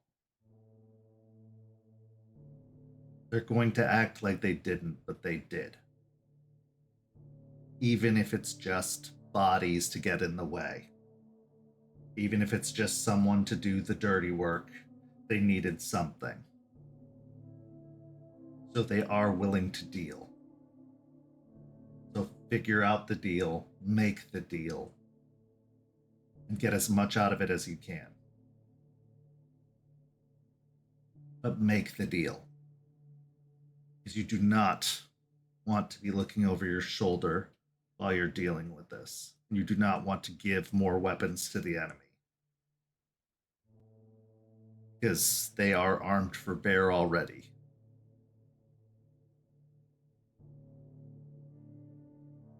I agree. And I thank you for your advice. It's a sticky situation. Very. When we decided to reinstate the truce after the First War, it was a very, very difficult decision, considering all we had lost, considering all the damage done. But it was necessary. We couldn't afford to keep fighting. And once we learned the truth of what caused the war, that it wasn't one of us or one of them, but a collaboration of two separate factions, dancers and some renegade leeches working in collaboration, that threw everything into upheaval and upended both of our societies. Caused so much death. We needed time for both of us to recover. We were willing to sacrifice for both of us to recover.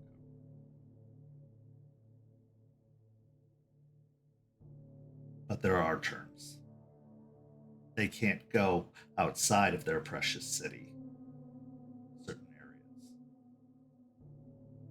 Because the tooth and the claw awaits. Gaia's justice awaits. And we have to acknowledge that whatever happens within that city is beyond our control. No matter how horrible it is. But at least the cancer is contained.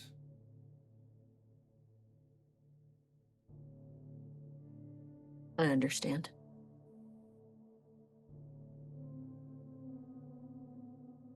It's a terrible burden. Don't take it all on yourself.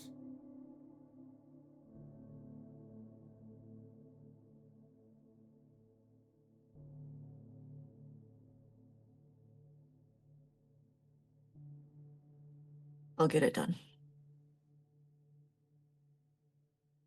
I will call my people up north. I will get an expert flown in so that they can be ready to testify and write their statement up and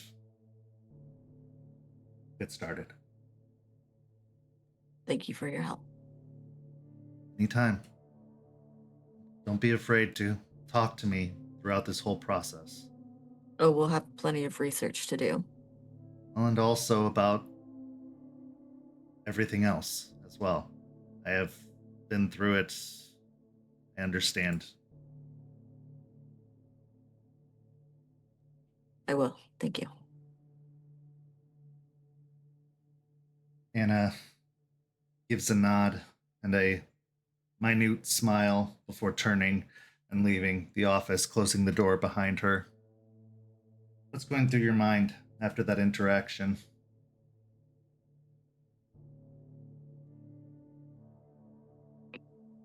Confusion, I think. Not in anything that she said or just conflicting ideas of what is the best way to go about it and what's the lose-lose scenario and what's the win-win scenario and what's the in-between and how do we at least have it a little bit more win in our favor.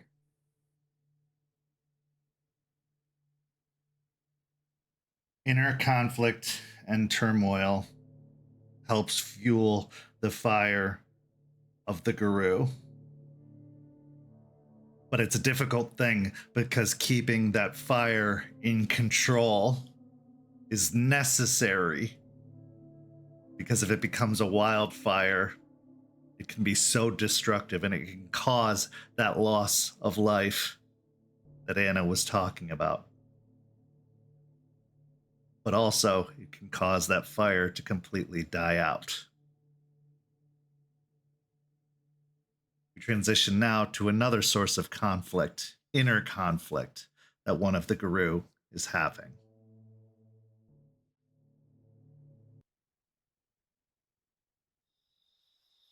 Lucas, you are at the cairn. It is late at night. Ever since you encountered the vision from the tree, the vision of the builder of cairns within the cave, building the werebats, making up for past sins, making up for the damage done during the War of Rage, establishing an alliance. Ever since you held that tiny skull high up in the tree, you've been conflicted. You've thought about what it is to be a Shadow Lord. You've thought about the past deeds of your tribe, everything you've been taught, everything you've learned. You've thought about the contradiction that is Lucas Shaw. Builder, but kin of destroyers.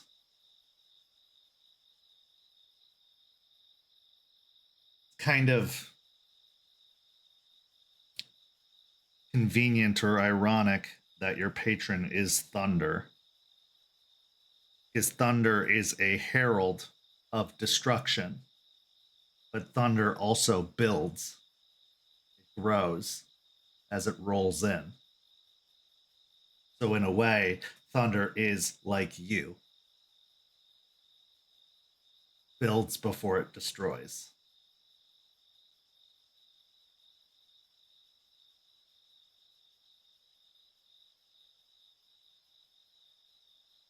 But which are you more? Or is it even what you want to be?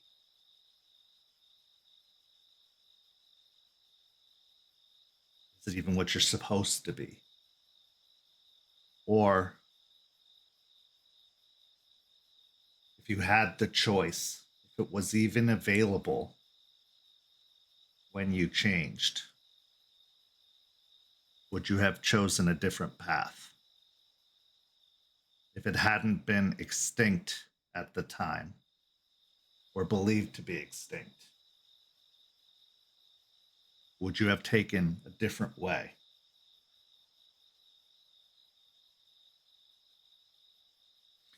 All this going through your mind as you walk along the grounds of the cairn, stars overhead,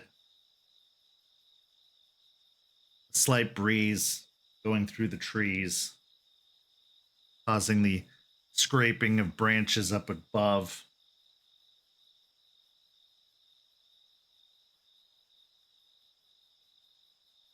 Doesn't take long for you to notice that you're not alone on your walk. You see Eliza has joined you by your side. The elder guru keeping pace with you at your flank. Her eyes also looking upward to the stars above. Her dress dragging along in the leaves below. Her feet bare, connecting to the ground beneath. Her breath is steady and contemplative.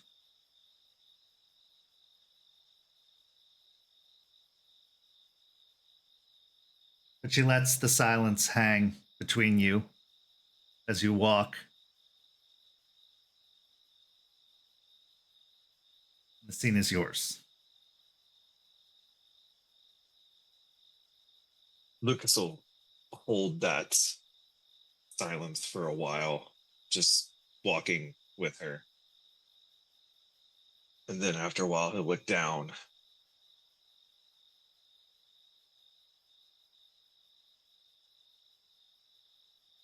Did you always feel like being a child of Gaia was what you were supposed to be?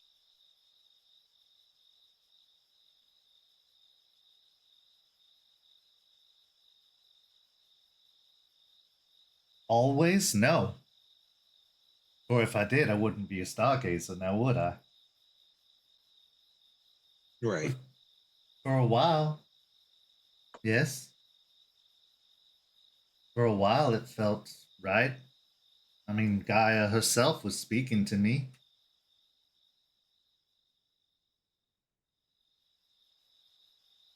But are we ever supposed to be anything other than Guru?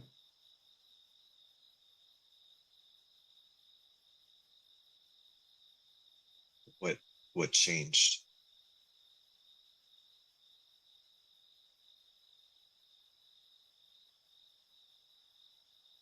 The message changed.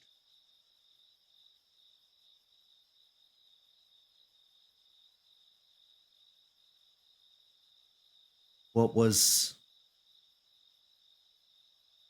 the direction, I suppose, changed.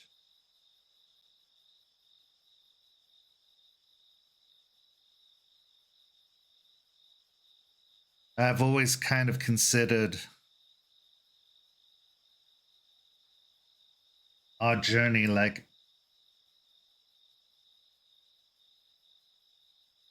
a great voyage on a ship.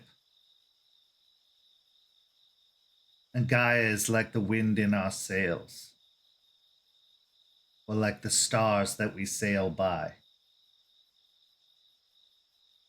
like the voyages of old, before we had technology to lead us and GPS and all these strange things. And we were so certain of the way things were, of where the wind was going.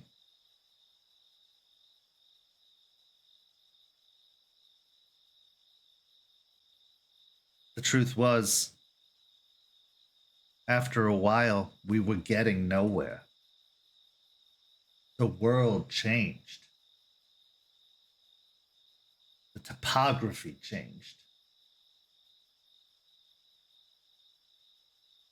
And that direction,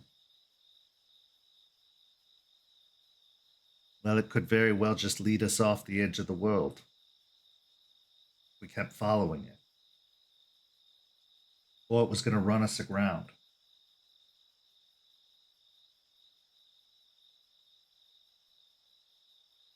The old ways weren't working anymore, and the message changed. And so I needed to change with it. So I did. And unfortunately, the rest of the crew didn't want to. They wanted to stay the course. They believed that there was only one way, one direction. But my message changed. I heard different words, different songs.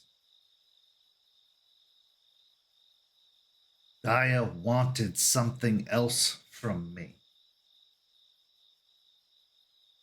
She told me to follow a different star.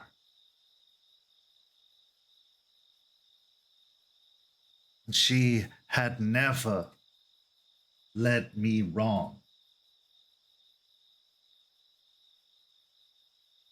So if I had to choose between her guidance and the guidance of elders and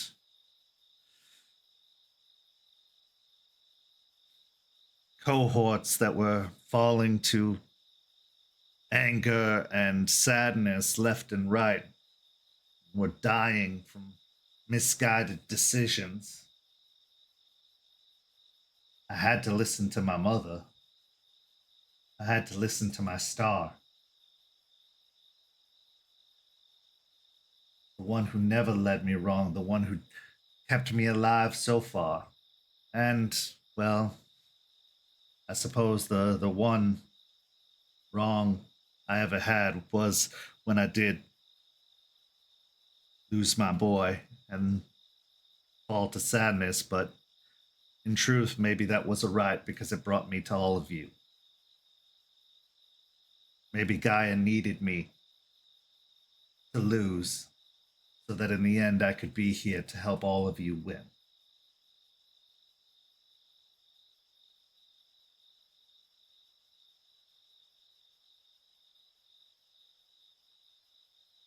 And what is it? Oh, I think back. It was unicorn, right? Chimera. Chimera.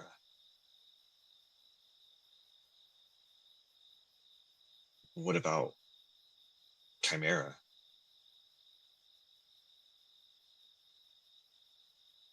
Well, when I had joined, the tribe as a whole had separated with Chimera. We follow a different patron now.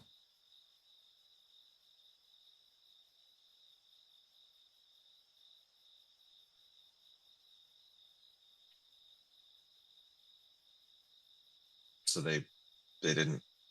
Not on hold bad anything. terms, by any Okay. means. We We and Chimera are good. I promise you that. We just chose to part ways. Amicably, of course. No ill will there.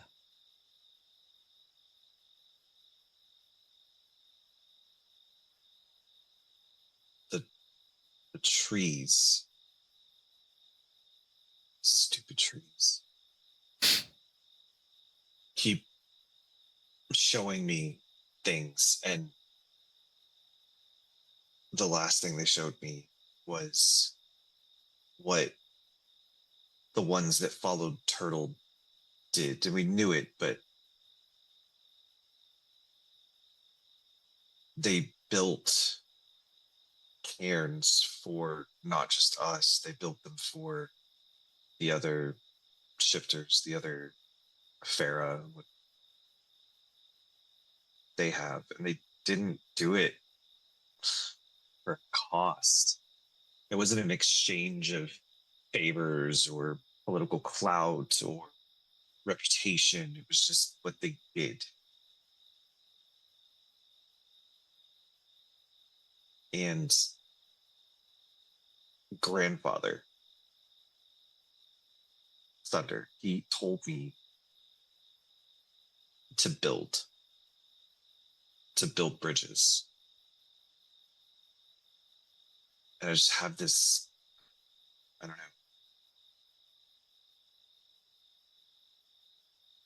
I'm just wondering what direction all of this is driving me to and why I'm seeing this thing.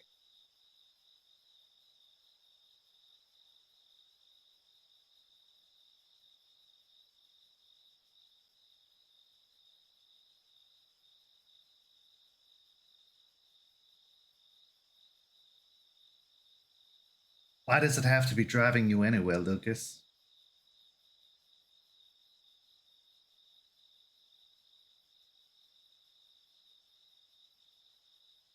Who says it's driving you anywhere? Maybe it's just showing you things. The trees aren't necessarily trying to tell us anything. In fact, a lot of the times when we're dealing with spirits, it's just our interpretations of what they're showing us. Sometimes they're just showing us stuff. Just to show us stuff. Like a child saying, look what I can do. And sometimes there's some hidden meaning or purpose, but sometimes it's just them showing off.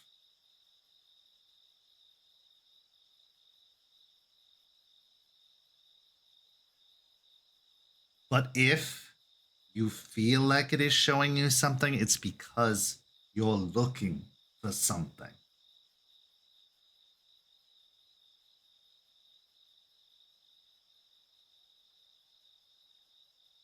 If you're interpreting something from it,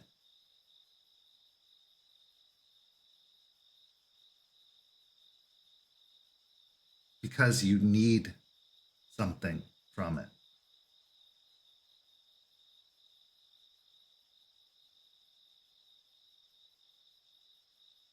So what are you needing, Lucas? I know that I needed to leave the nation. I was seeing the forest for the trees. I was seeing that we were on a dead-end road headed nowhere. I didn't want to accept it. And that was the push I needed to.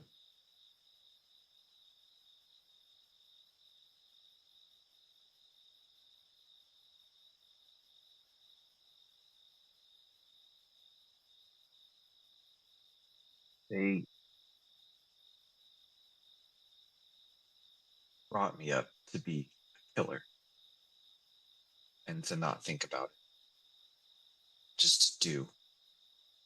Not question why or what was the purpose or who was giving the orders. They just wanted me to kill for them. And when I look back and I see what it did to our visiting friend yesterday, and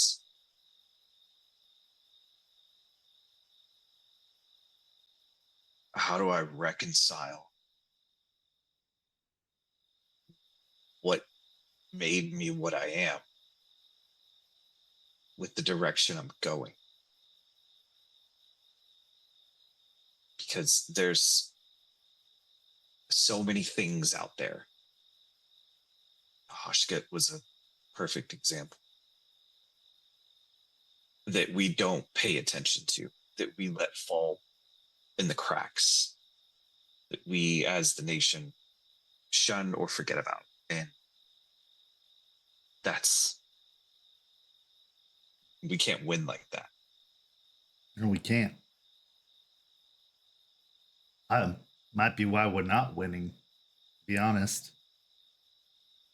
I'm going to state the obvious. And there's a reason it's the obvious, and I'm sure you already know it. We're all imperfect. Even if we are created in Gaia's image, and she picked us, we're imperfect. Gaia is imperfect. We make mistakes. Them trying to make you anything, a ragabash, trying to force you to be anything, expecting you to follow orders, one born under your moon. I can't think of a more Sisyphusian task. They might as well have been trying to win an ass-kicking contest with one leg.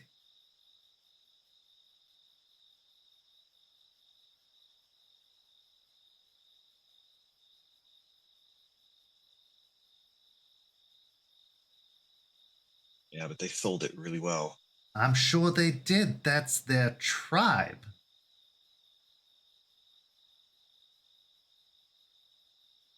Silver Fangs and Shadow Lords are two sides of the same coin. You want to convince someone of something or bully them into doing it, you talk to those two tribes.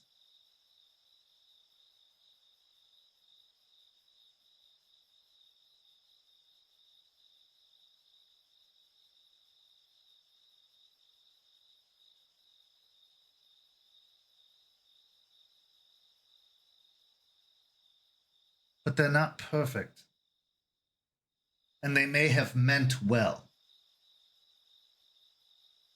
They may have thought they were doing right by you. But they may have been wrong. Or they may have just been assholes. I'm not going to try to judge them either way. I will. They were. Fair enough. But the point is, Lucas, you're here now. You are your own guru. You write your own story now. And though you have been granted many skills, many stories, many gifts from your past, and many traumas, many pains, many cares, you still have time.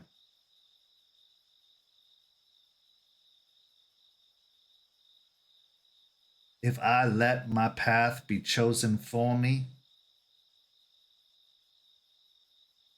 I'd be dead, Lucas. Because I would have stayed on that dead-end road. And like so many other of the guru out there, I probably wouldn't have made it to the age of 30. Let alone the age of 60.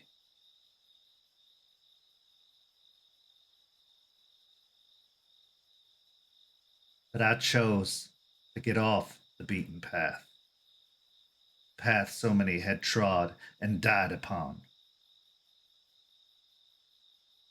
And no, this isn't some recruitment drive to become a stargazer. That's up to you. What path you walk. Whether it be with thunder, or whether it be elsewhere. Last I knew, you just finally had your first conversations with your patron. You're just finally learning what it is to be a Shadow Lord. Yeah, that's true.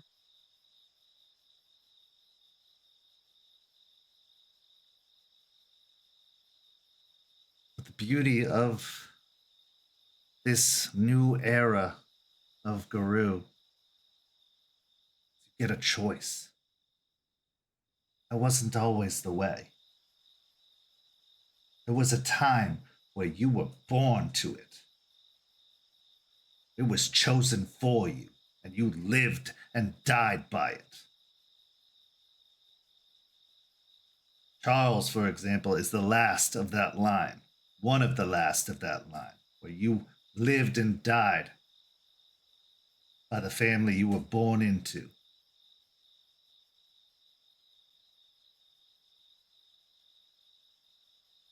So if you don't want the path that was laid before you, change the path. Gaia wouldn't want it for you.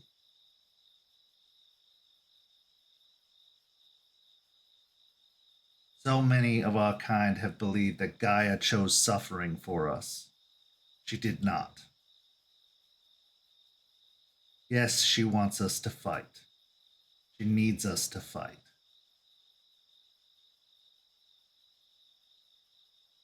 But she also gives us so much because she loves us. Because we are her children, her family. And unlike unhealthy and toxic families, she's not here to beat on us, to throw us around, to chastise us and to torment us. She's here to support us and care for us and let us grow, and to let us choose our own paths.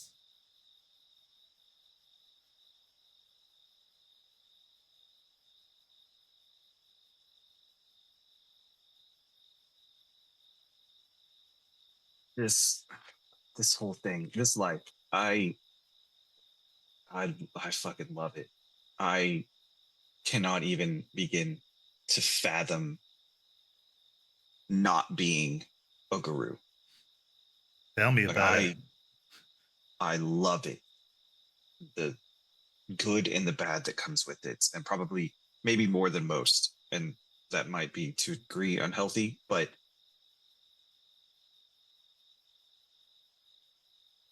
it's just so satisfying being able to do something, just something about all of this. But everything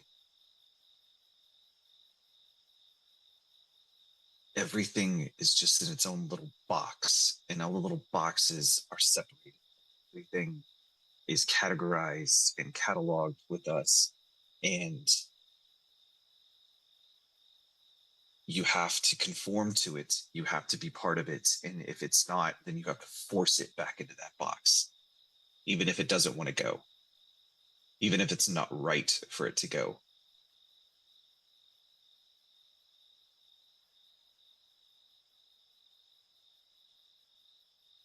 It's exhausting. It's absolutely exhausting. Then make a mess. Open all the boxes and spill them on the floor and see what happens.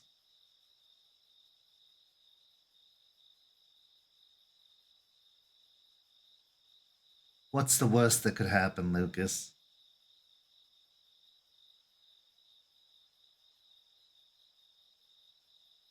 Or Not like start with a couple. Grab 3 boxes and open them all. If you need a little bit of order in your life, we don't have to go all Pandora's box about it.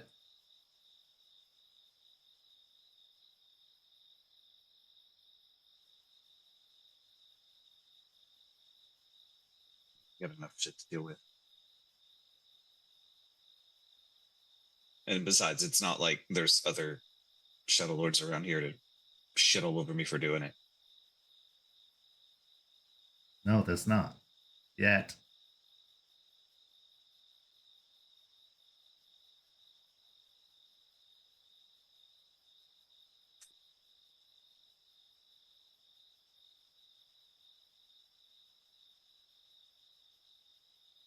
I just don't want to let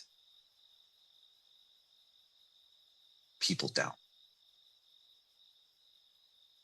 I don't want to let Thunder down. I don't want to let the tribe down. I don't want to let Aspen or Jester, Charles or Artie or you. I don't want to let you guys down. What about you?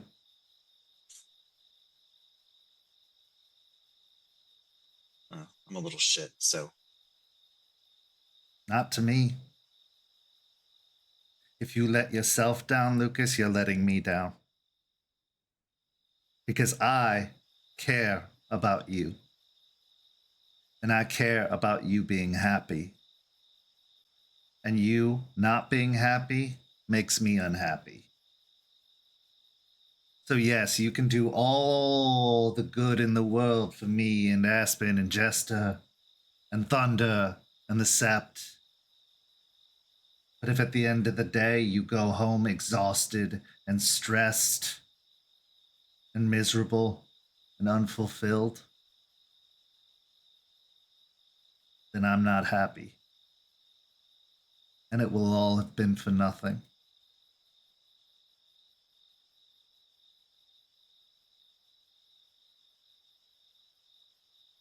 Start with yourself.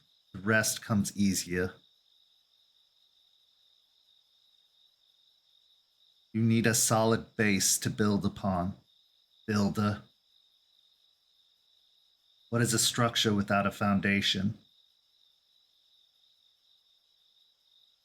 A bunch of sticks falling into the ground or sinking into the mud. You are the foundation to your relationships, whether it's with the spirits or with other guru or even humans. And it sounds like you are lacking a foundation. You are unsure of yourself.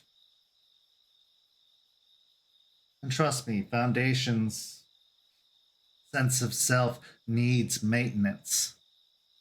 You need to check in with yourself regularly. I do it all the time.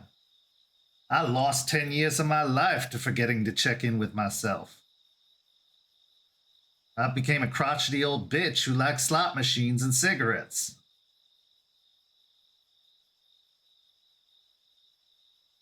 Still kind of like thought machines. As do I. I need to stop by the casino again, hear the bells and whistles, but regardless,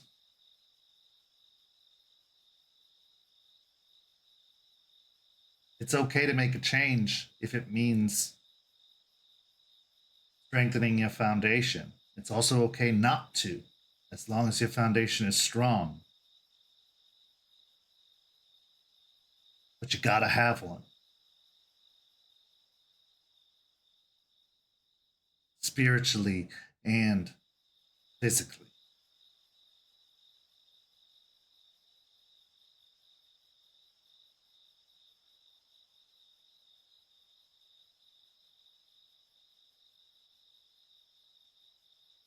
It's not that I didn't check in with myself.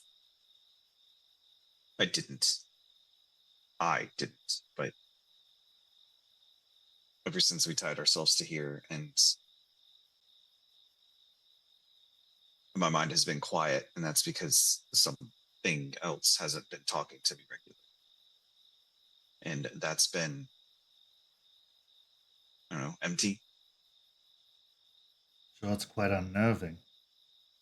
A lot of who you were was tied into Ashiga.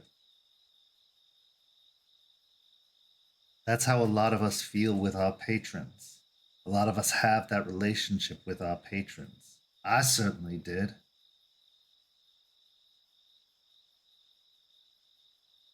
Change is scary. When that voice is suddenly gone. When that presence can't be felt.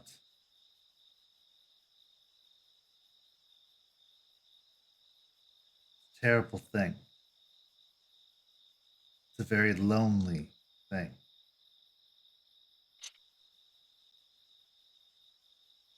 Vanessa told me that if I worked with her, she would tell me how to find it, how to find him again. She's a little temptress, isn't she? Yeah. Oh,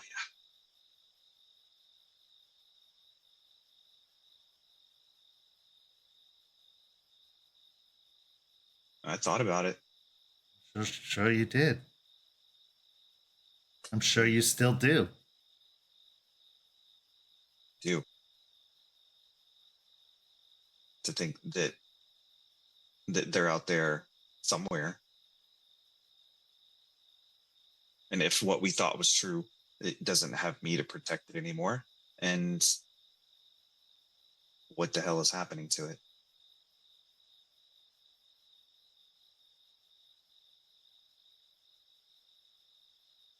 Assuming Ashika did survive.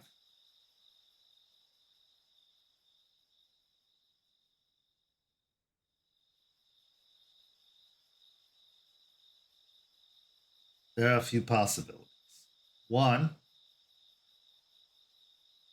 he is out there, and it is possible that he could be unaltered, untouched by the worm. But there are still worm spirits amongst the greater wilds that are doing as they always have, fulfilling their purposes as they always have. Untainted, uncorrupted.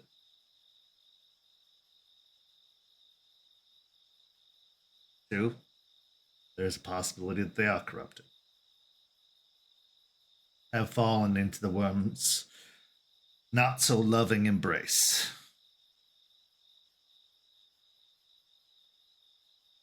Or three, there is always the unknown possibility that they no longer exist. But we do not know the full powers or capabilities of this can.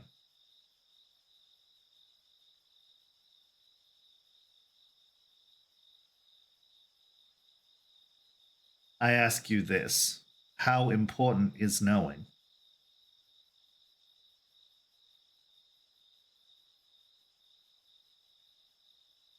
And what would you do with that knowledge? Because I must tell you, there are some matters where knowing brings closure.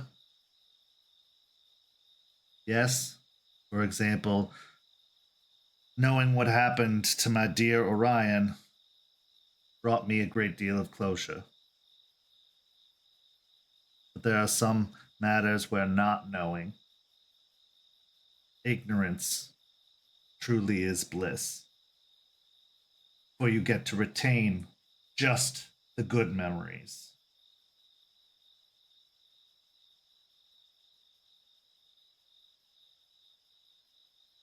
Without having to be spoiled by what they have become. Like Brandon.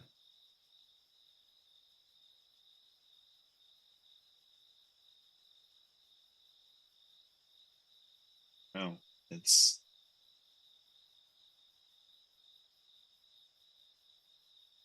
was Aiden, and then it was him, and it was rapid fire like that, and that's the first time I'd lost people.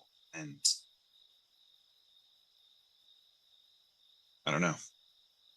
I don't have that experience to make that call. It is, like you said, not knowing.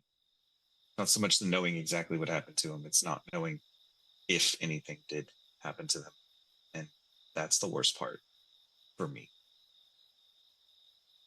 I understand.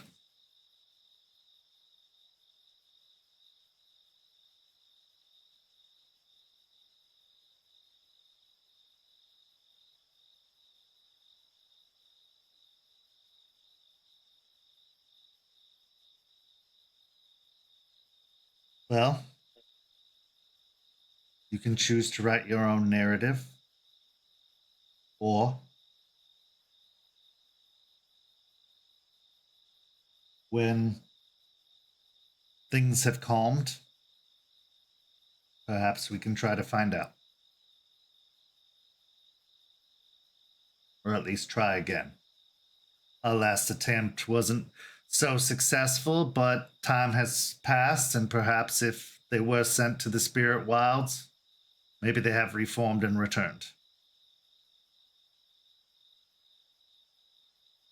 Or maybe when we get the jump on Piney Point and then get my hands around her throat, I can wring something out of it. Maybe so. Although, Let that you could also just find out she was lying. dust the hands around. I can be a Shadow Lord for a little bit longer if I decide to.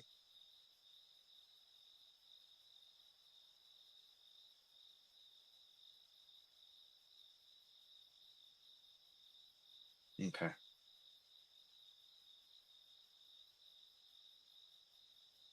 I guess we'll see.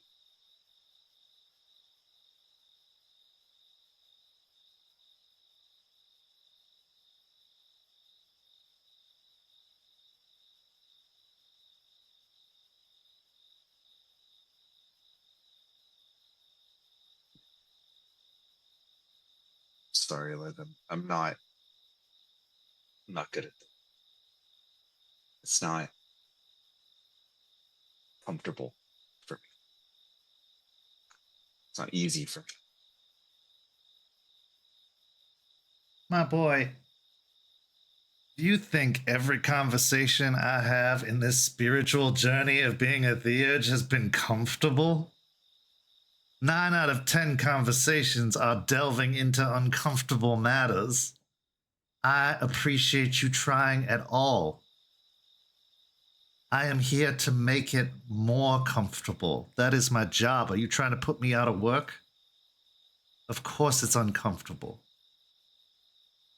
It's supposed to be.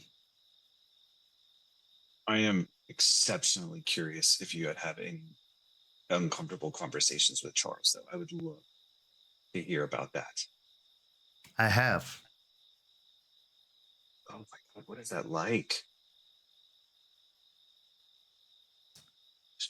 Charles is having a very interesting crisis of his own.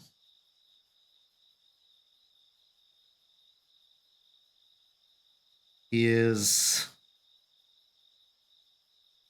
burdened with a great deal of responsibility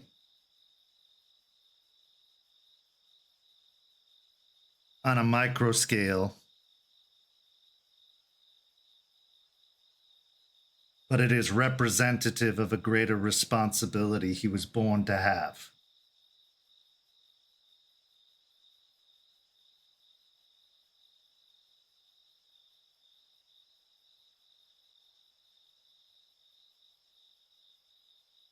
And in a way, it's a responsibility he doesn't want, but a responsibility he needs.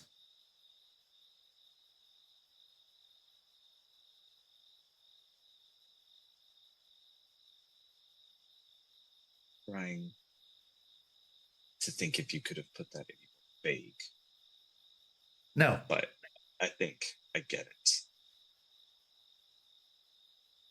That sounds like a conversation with him, which sounds absolutely infuriating. A man of few words, coming to seek spiritual counseling. I prefer conversations like this. Well, speaking of Charles, I had something in the workshop I want to show you. Of course. See if you can, I don't know, fiddle with it a bit. Be happy to. You resume your walk, turning back towards the cairn. As you continue walking, occasionally she'll extend out her hand, just letting her fingers brush across a tree as she'll pass by, not lingering long, just letting her fingertips glide across the bark. As you make the journey to the workshop, what's going through your mind after this conversation with Eliza as you prepare to change the subject? One thing that Eliza said strikes Lucas deeply, and that was the word foundation. And he's thinking on that one during the rest of the walk very deeply. And because he didn't think of things like that, he didn't look at himself as a person to be built up. And he's trying to think of something, and the only thing that keeps popping in his head is that strange word for him that he has for things that he thinks other people don't have compassion for. And he's gonna roll that one around for a while, see what develops.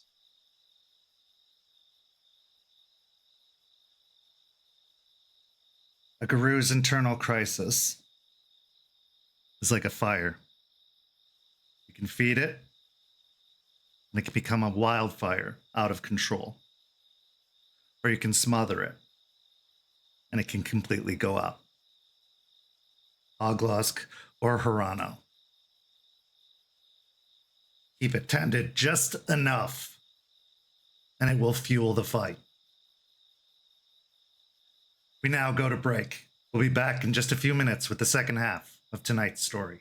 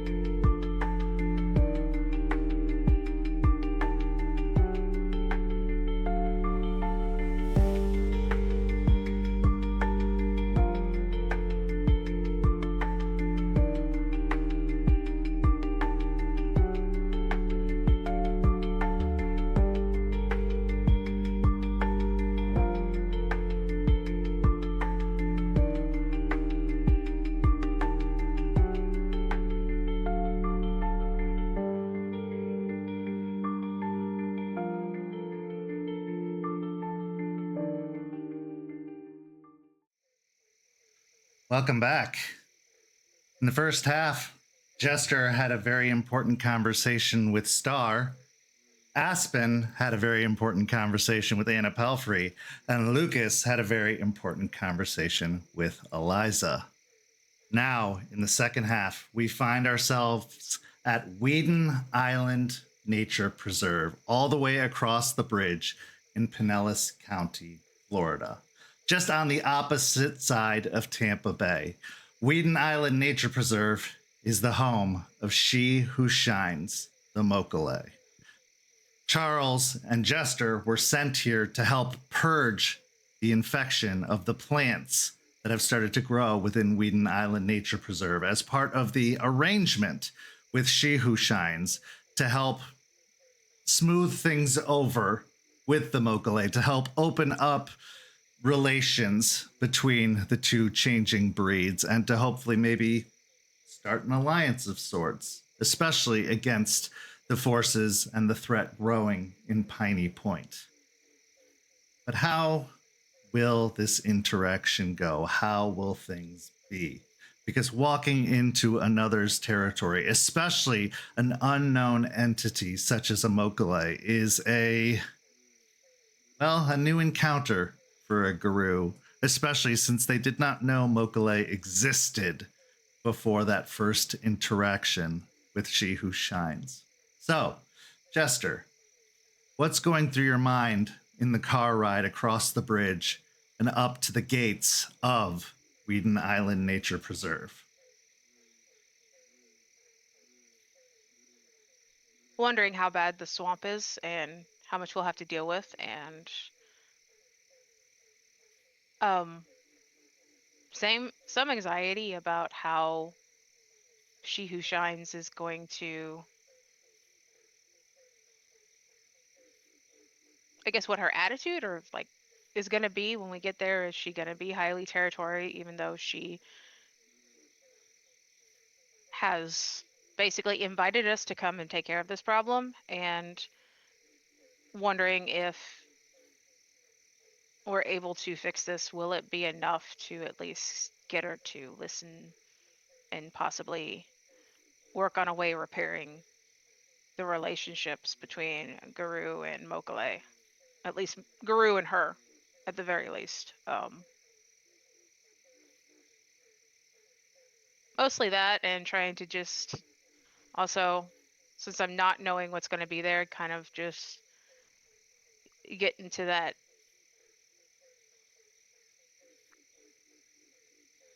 alert for danger mode when it comes when it comes to things that, like, missions like this. Now, upon the advising of Charles, you decided to go before the park opened, early in the daylight hours, as She Who Shines said that the Mokele tend to prefer the daylight hours when the sun is shining.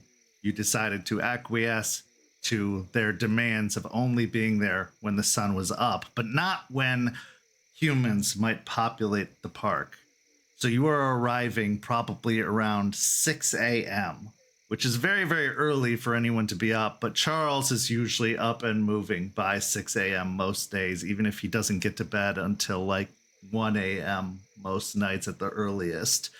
So on very little sleep, the two of you arrive outside the large electronic gate that seems to close right in front of the gravel driveway that pulls into the preserve itself. When you arrive at the preserve, you pull up to the electronic gate outside, and Charles parks the vehicle outside and then pulls out his cell phone and brings up a text message from Artie with a PIN code already on the text message. He walks up, punches the PIN code on the gate, and the gate opens and starts to whir before he hops in the car and pulls into the preserve. The preserve itself is completely abandoned at this point. completely vacant, as none of the employees or rangers have arrived for the day yet, and no guests would be here until the park itself has opened officially for the day.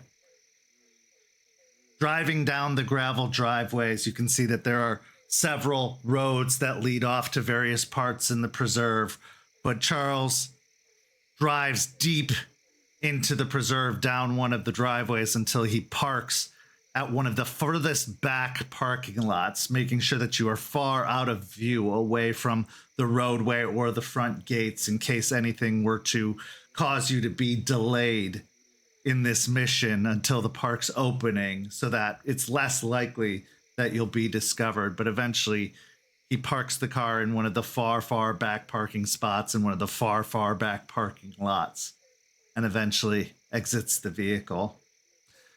He moves around to the back, opening the trunk and pulling out his usual assortment of supplies that he takes for these encounters. He grabs a few of the flares, but not as many as he tends to usually take, considering the woodland surroundings. But he does grab his shotgun, holstering it in his side hip holster. And then he grabs the large pair of waders that he steps into and pulls the straps up over his shoulders with a very deep set frown on his face. I'll get out of the car and start preparing my gear with my gardening tool belt with various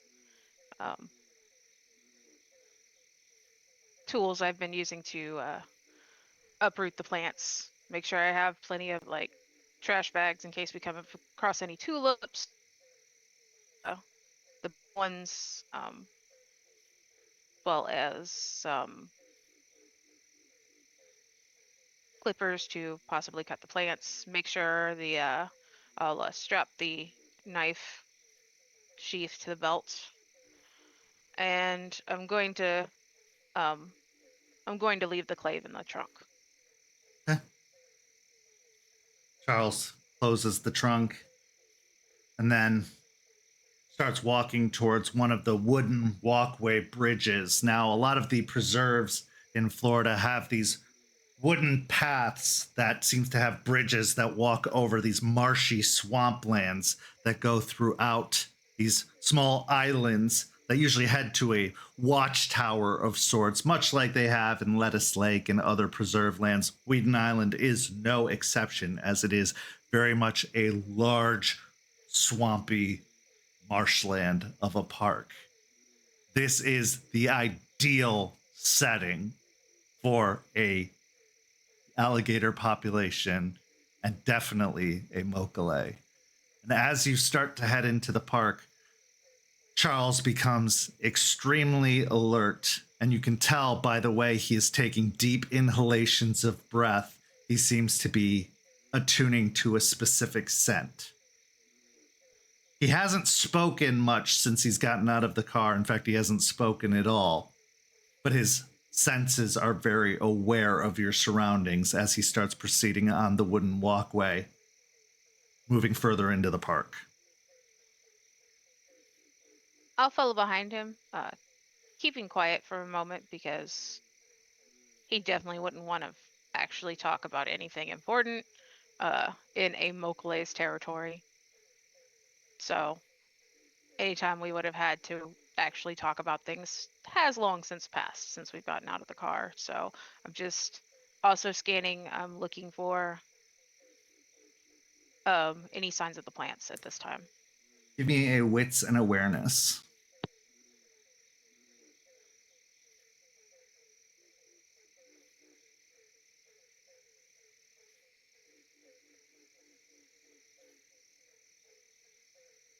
Three successes? You don't see any signs of the plants at first, but keeping that roll as you get further into your walk, about 30 minutes into the walk, as you're getting really deep into the depths of the park, you start to hear the sounds of movement out in the waters. of the marshland. The sounds of water being disturbed and splashing, and eventually the squelching of mud. And as you turn your gaze to look over in that direction, you see shapes moving in the water. And based off of the almost log-like ridges cresting the surface, you see that on either side of the walkway, a pair of gators have started to move alongside, one on either side of you, moving at equal speed and distance alongside both sides of you.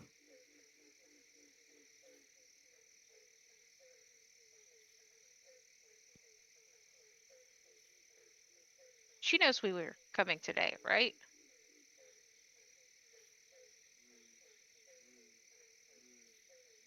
Yes. Just making sure. It was her invitation.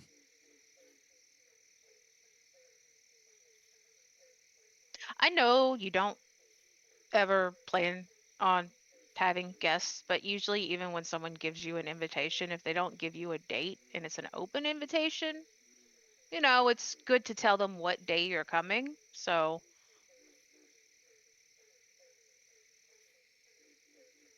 I did leave a correspondence at the park before telling her what plan I had to arrive.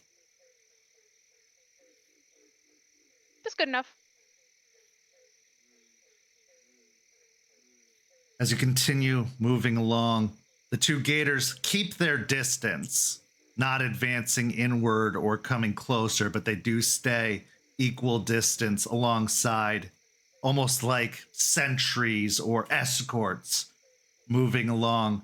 As you cross another bridge, as you're kind of crossing the top of the bridge, coming down the other side, there's an island at the other side of the bridge with a picnic table and two picnic benches on the other side of the bridge. And at the other side of that picnic bench, you see two more gators. And she who shines standing between the two gators. She is in her human form, positioned at the table, standing at the opposite side of the table. Her eyes still taking that lizard look with the slit in the middle. Her head completely shaven bald except for the one braided ponytail out of the back. Her form is in this tightly knit top that is a crop top and these leather pants that are tight fitting down to these boots. And she has her exposed arms with the same scaled tattoos that go all the way down to her hands. As you breach the other side of the bridge, she smiles slowly, and you can see the exposed, sharpened, pointed teeth revealed. So, you decided to come anyway. I was wondering if you would.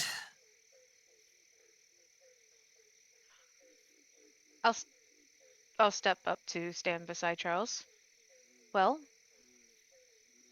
we said we would, and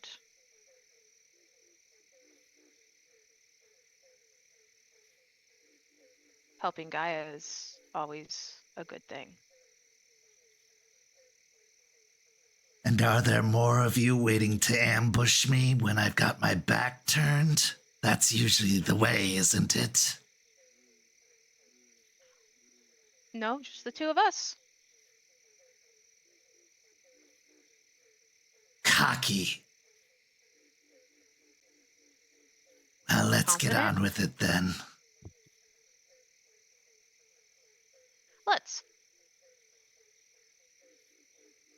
She turns and starts to walk, but the two gators that are escorting her remain staring for a few moments in both of your direction before backing up and turning to follow her. She looks like she's going to make her way towards the bridge, but instead heads towards the water off the side of the island, stepping down into the water itself until it comes up to about her waist and continues to wade out into the water itself. Charles watches her path, and then you can see his frown deepen even more as he sees her go into the water, and then looks down at his waders and then looks over at you. Why did I know I would need these? Because in another life, you'd be a Boy Scout. And because you always prepare for things. And it's a swamp, man. It's a swamp. Tying knots and lighting fires. I started doing that when I was 4. Exactly. He starts walking over towards the water and then steps off into the water itself before pausing and offering out a hand to you to help you down into the water. I'll take it and climb into the water. Roll me a dexterity and athletics as you step down into the squelching mud and water of this deep pool.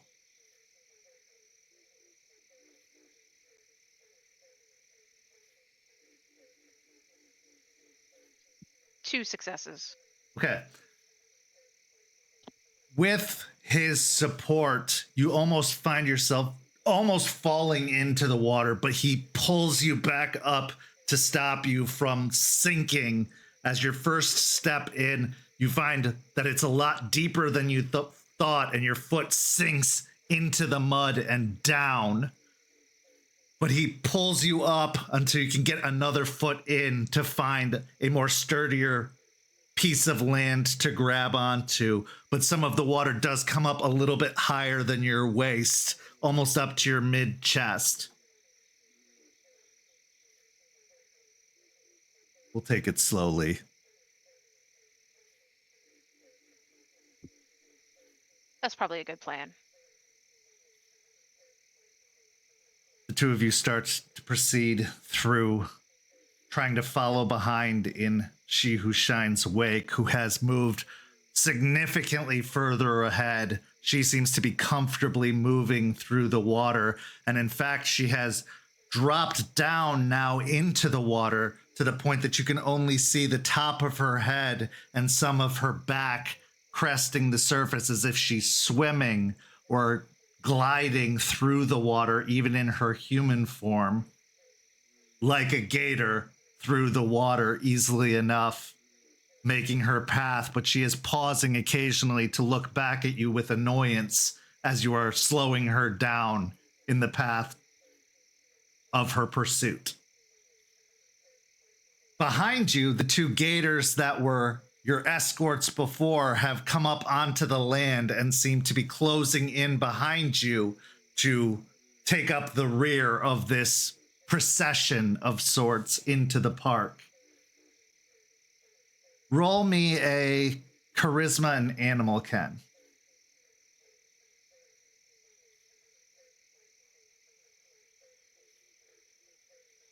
I actually have animal Ken. Great.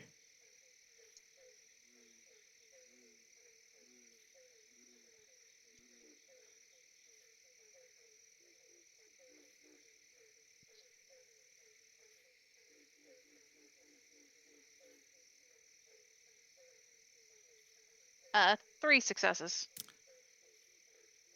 As one of the gators looks like they're going to hiss at you with annoyance, they actually stop themselves and just sit back patiently.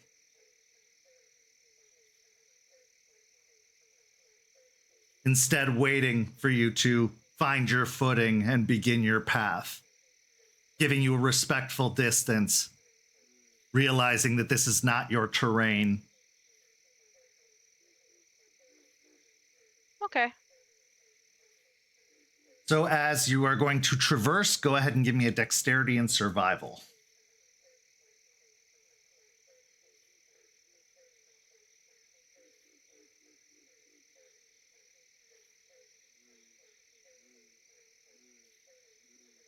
You can take an additional die from Charles because he's assisting on everything you're doing. Good. I'm actually going to stop for a moment and shift into Glabro. Okay.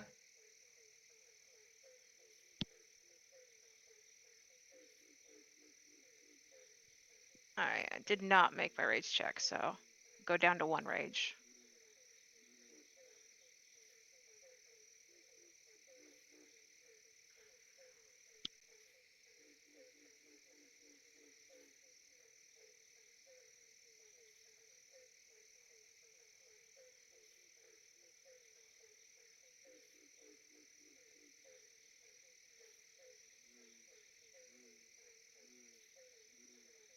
I'm gonna spend a willpower.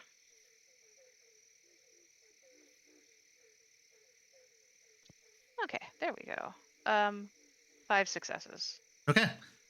As you grow into the larger, almost demi-human form that is Glabro, you find that the water doesn't seem as deep as you grow in size and you get a lot surer of your footing. Traversing the water and the swamp becomes a lot easier with your much more agile form, and the strength moving through the mud is a lot easier to do as well as you take much more sure steps, being able to unearth yourself from the mud. You begin moving through, following behind she who shines, taking up the path.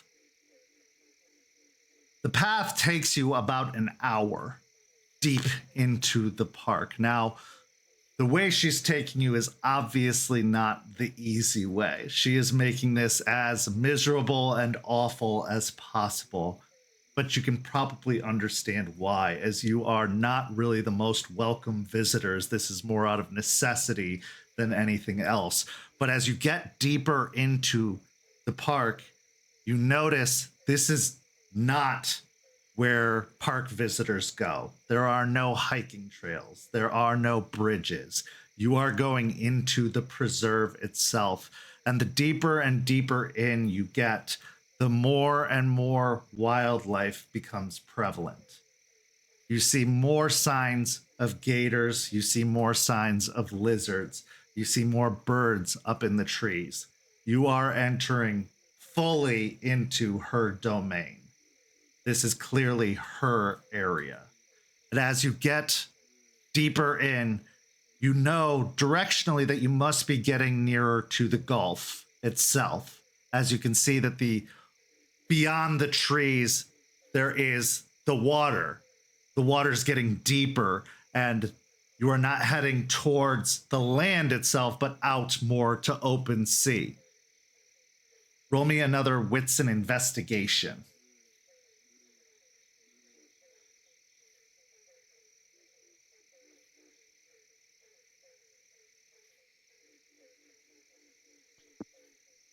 No successes. No successes. Okay, so as you are caught up in the sight of it all,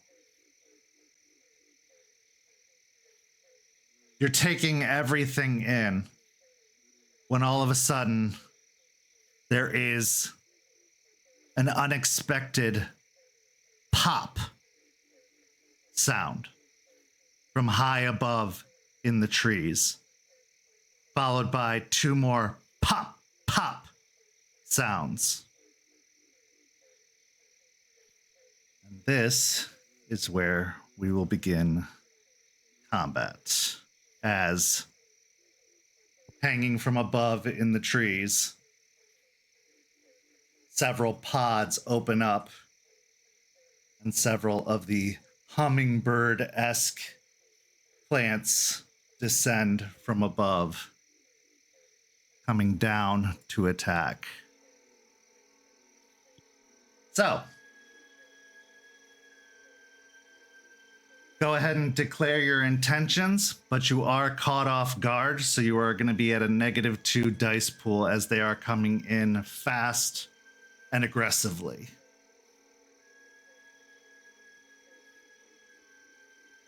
How big are they? So Like, they are the size of like a large bird. So maybe the size of a football Okay. with a large pointed, almost like stinger-esque nose.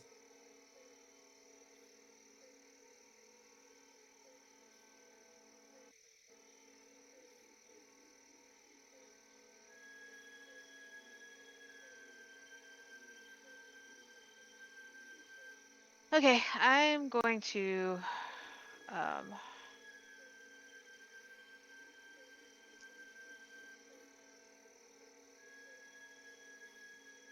I'm going to draw my dagger, and when one comes in, I'm going to try to attack it with the dagger and see what happens. So is this the iron dagger?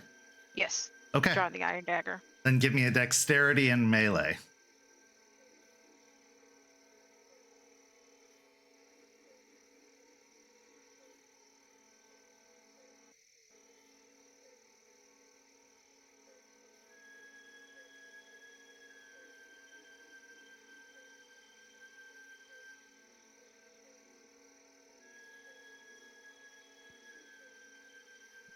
I'm going to spend a willpower. Okay. 4 successes. Okay.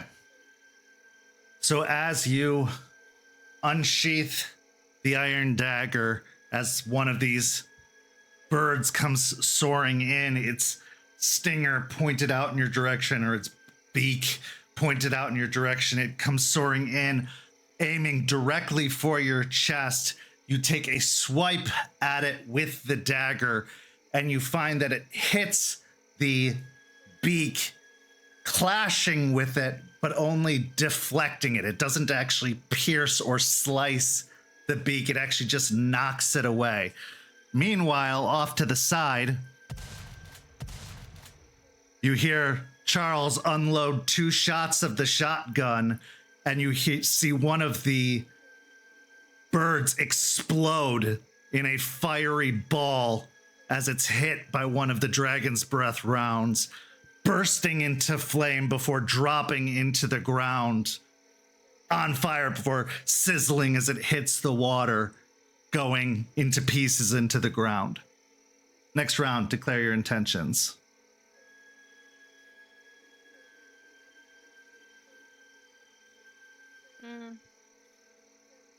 What's the neg, just to make sure? No neg now. You're good. Okay.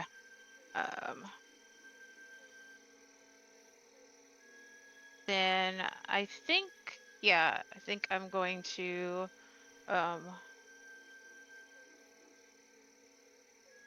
I'm just gonna attack again for now. Okay. So another dexterity and melee. Yeah.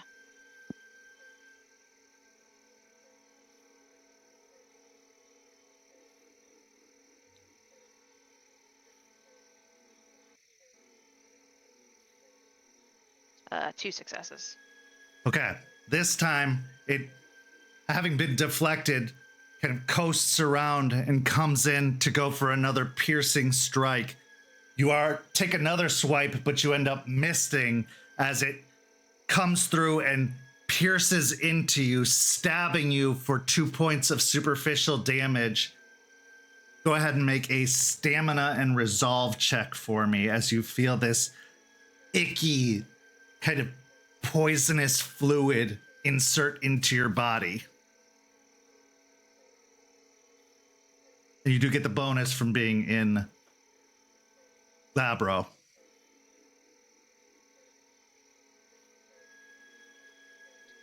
Four successes. 4 successes. Okay. While you do feel kind of gross for a moment, it doesn't seem to last, as the bird does remain attached to you. It does remain stuck on you for the moment, for this round. So it's almost like grappling you with its stinger still stuck in you. Again, over to the other side. You hear the sound of the shotgun going off as Charles takes 2 more shots and another bird explodes off to one side in a fiery ball, the pieces raining down. Last round, go ahead and declare your intentions. You've got the bird stuck on you. So just to make sure, since I actually took damage, I gain a point of rage, right? You do gain a point of rage, yes. All right, I'm gonna. So it's stuck on me, right? Yeah, it's like stabbed into you and it's still got its stinger stuck in you. Like, pretty much like grab it with one hand and try to like stick it with the iron dagger with the other. So I will give you actually a bonus die because it can't really move as it's stuck in you to stab it. So yeah, make the same roll, but you can just stab it.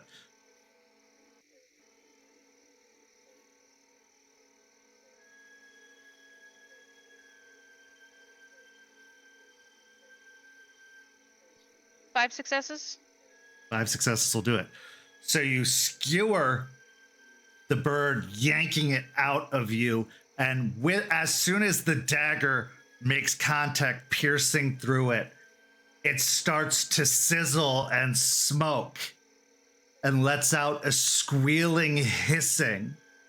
And as you yank it from your body, it almost immediately starts to burst and sizzle and turn into like a fiery burning flame from inside as it dissipates and crumbles off of the dagger into pieces, dropping away to the ground. The last shotgun fires ring out, and one more bird explodes and drops away. And then there's silence.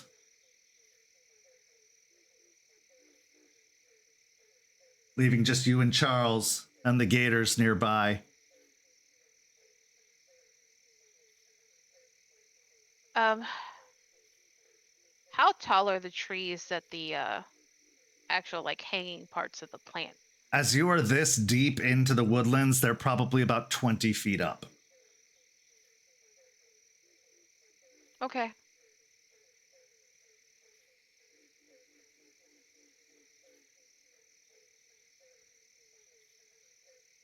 So what are we gonna do about those?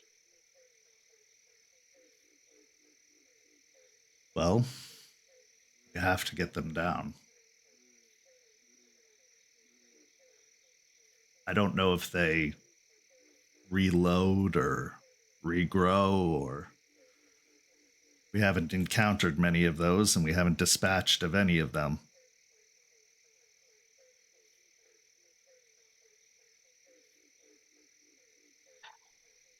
Okay. I could climb it if you'd like.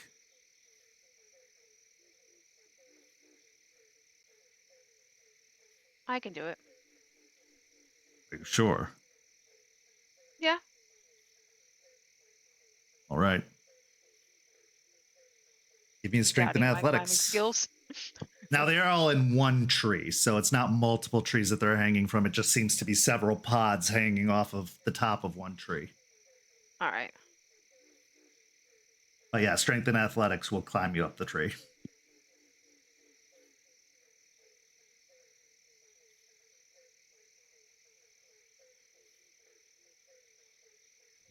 Five with a crit. Okay, easily enough. There are several handholds that you're able to grab as you climb up the tree. A lot of these swampy trees have plenty of offshoot branches that come out, and they're not as smooth and single stalked as a lot of trees are on the mainland. They are very gnarled and, lots of offshoot growths. So you do have an easier time climbing up.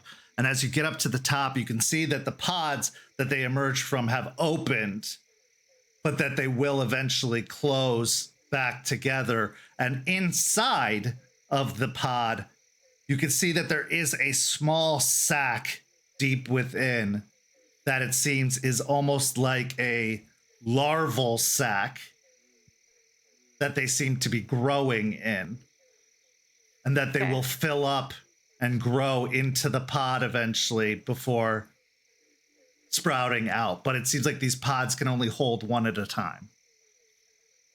All right. And there are 4 pods hanging up at the top. They're all connected to a base, though. Okay. I'm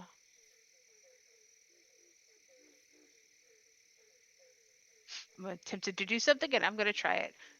I want to take the iron dagger, and I kind of want to just stab it in the opening. Into the opening of the pod where the like larval. Yeah. Okay. Give me a. Okay, you know what? I won't even. It's not difficult. You got nothing resisting you. So as you stick the dagger into the pod, are you aiming for like the larval sac in the middle? I am, but if I hit any part, I'll be happy. So, but mostly the larval pod. Okay. You stick the dagger in, and you do see the sizzling of the pod, and you hear almost like a little pop as the little larval pod pops. Then you see the sides start to shrivel and crumble up and crumble on within itself. And the other opened pods start to crumble within themselves as you hear the little smoking pops from inside of them as well. The entire plant starts to shake and crumble within itself, hissing and smoking before breaking up and deteriorating, dropping in pieces away from the tree. And on a breeze, almost like burnt paper blowing away on the breeze as it disintegrates away from the tree. When you withdraw the dagger, however, part of the tip of the dagger has also disintegrated with the plant. As if it's melted away with the plant.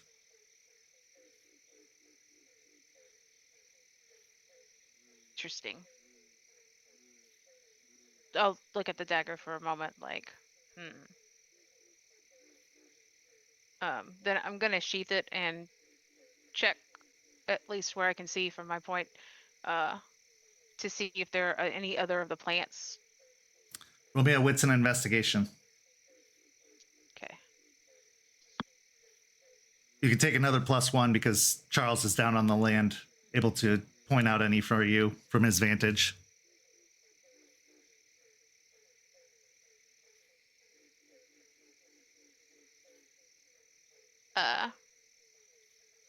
Four successes, I got a crit. Looking over the tree itself, you aren't able to see any other plants hanging up in this particular tree, but using your vantage point, hanging onto one of the branches, you decide to look out from up high just to see from your bird's eye view, looking over the rest of the swamp as much as you can to see if you can spot anything else. As you look out through a break in the trees, out further in the direction you were heading, you see an opening where there's a grove. And in this grove, that's clearly your destination that you were heading, because this is more cleared out, more settled, it seems, than anywhere else in this swamp you've been through so far. If you had to guess the approximation of what a cairn would be or a central gathering point would be, this would probably be close or something similar to it.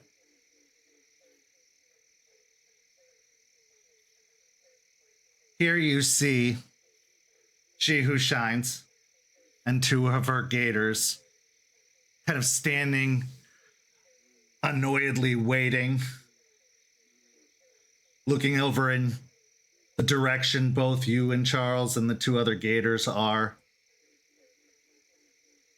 But beyond them, you also see another pod of those plants hanging up above, and you can see them starting to open and separate as if they're about to sprout the birds to drop down beyond them. I'm gonna shout to her, like, behind you. Okay.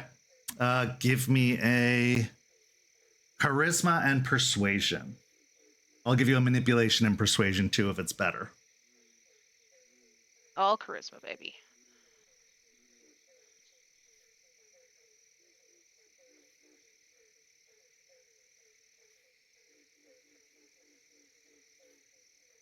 Four successes.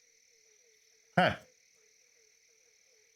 As you shout out behind you, she looks up to the tree where you are with bewilderment, but turns in time to see the pods pop one after another, pop, pop, pop. And as she's turning, she suddenly starts to grow and grow and grow and grow and stretch and grow and grow. What happens next is like something out of a fantasy film, as what was a woman on the land stretches out into a 25-foot long dragon.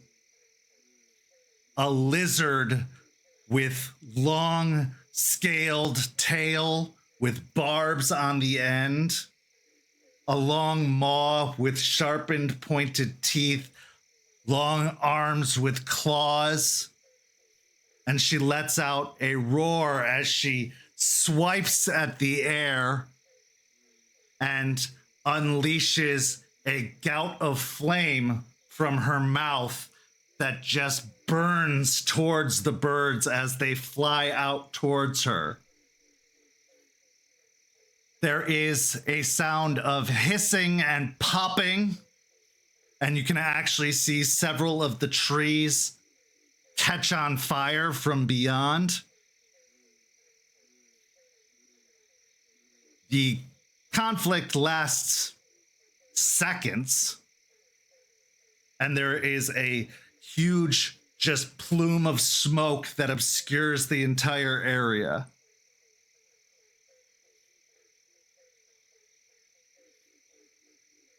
Eventually, the smoke hisses and becomes steam. And as the steam clears and settles, what remains is just the woman and her two alligators. But there are several burned and ashen trees beyond. Okay. Did she get the pods? If there was a tree that the pods were hanging in, they're gone now.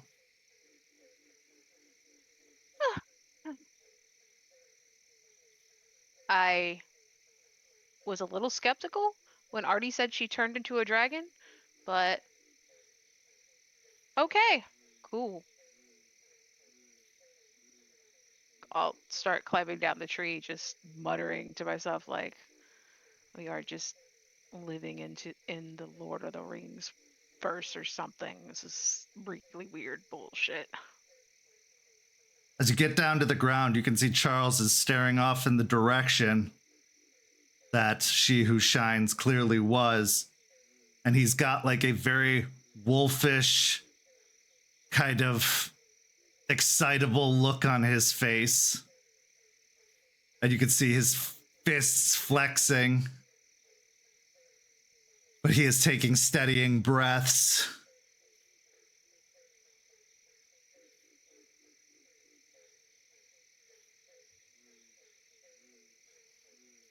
You okay? Yes, I'm fine. We should finish this business up as quick as possible. I'll look at him again and be like, yeah, it's probably a good idea. It was good of you to warn her.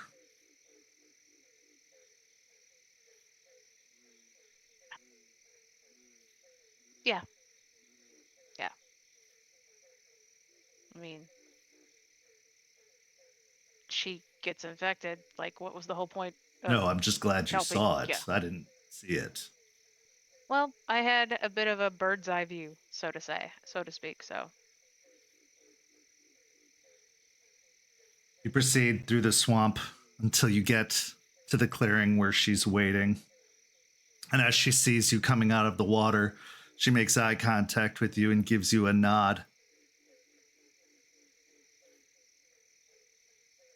It's over this way.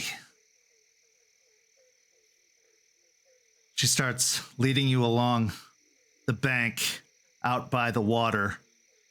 And eventually she crosses, pushing aside some mangroves. And you can see that near the edge of the water, underneath this bank of mangroves, there are two of the volcanic plants. They're large. They're probably the size of a truck tire around. There.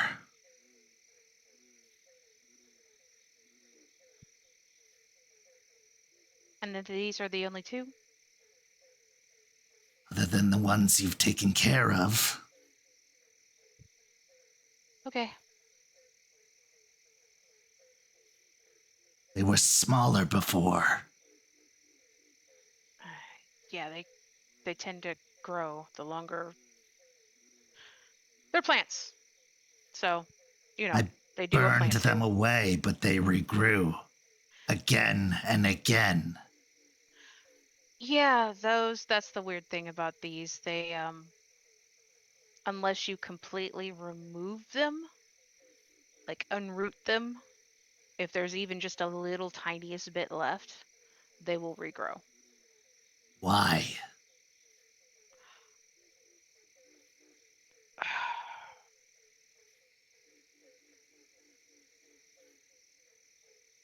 I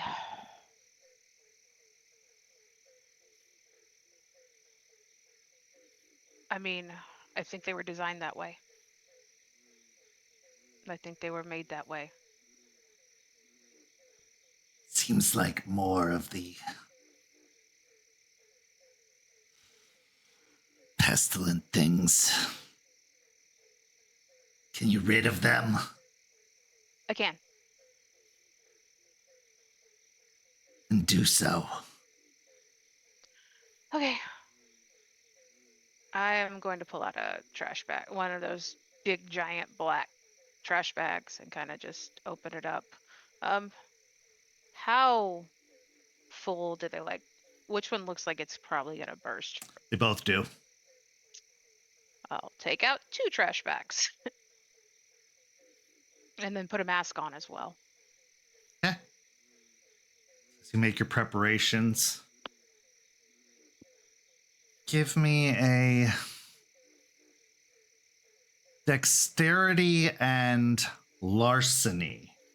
Because if you can sleight of hand this over the plants, you might be able to get the trash bags over them without them exploding before they have an opportunity to catch you off guard.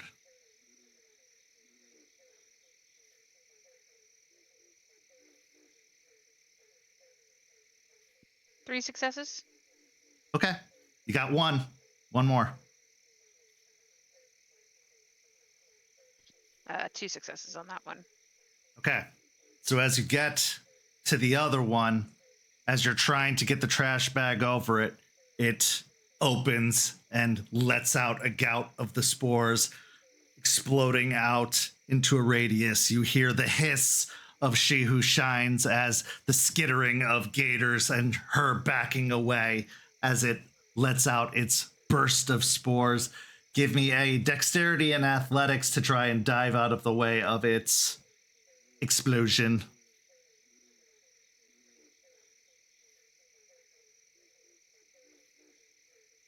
I don't think I made it. I got 2 successes. Not enough. Give me a stamina and resolve as the spores hit your skin.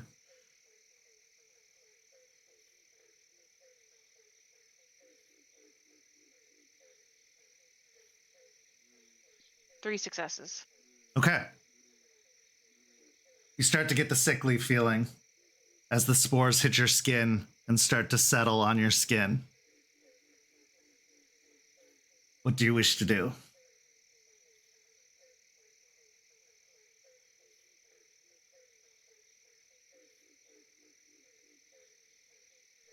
You start to see your vision starting to get cloudy and yellow.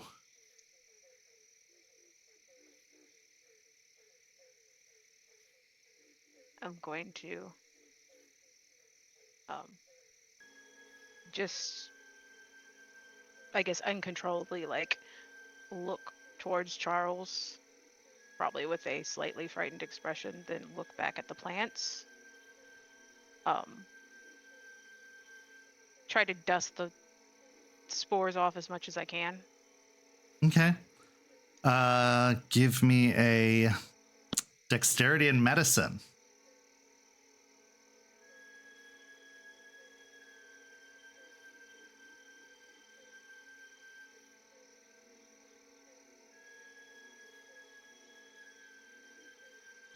Three successes? Okay, as you're brushing the spores off with your gloves as best as you can feel the effects lessening, but not completely fading. You find that most of them are brushing off, but some of them are smudging and smearing a little bit onto your skin. I'm gonna take the iron dagger and just like run it across the ones that are smudging and smearing. Okay.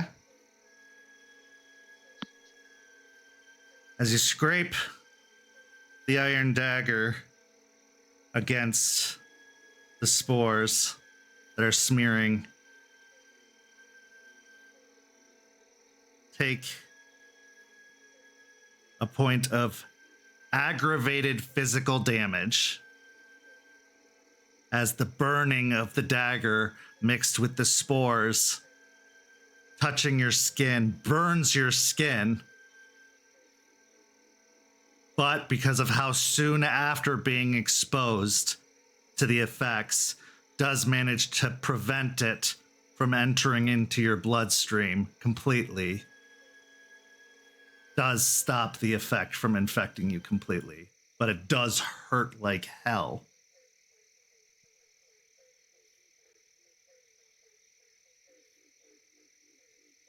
Wince at it, but once I feel like I think I'm okay, I'm going to go to the plants. Go to this one that burst. Actually, I'm going to go to the other one. I know I still have the bag around it, but probably getting rid of it first is a good idea. The bag is around the other one. I just didn't get it in time, right? Right, yeah, it exploded first, and then you were able to... Right. Okay, yeah. I'm going to try and cut the stem. Yeah, I'll say closer. easy enough if especially if you're using the dagger, it's no problem. Like, unless you want to do the full process of removal, if you use the dagger, it takes them out the same way you took out the pods. Like, stabbing them, especially in the base, just causes them to evaporate, disintegrate, and die. Each use of the dagger does cause the dagger to melt just a little bit, kind of damaging the iron a little bit, using a little bit of it, but not dramatically, just a little. Okay. Can it basically can it be like resharpened? It doesn't actually stop the sharpness of it. What it is it's just wearing down, it's shrinking the iron, basically. Yeah. So it is taking some of the iron, actually. Okay. That's it's good to know. I'll stand up after it's done and pick up the bags. Are you all right? Charles asks.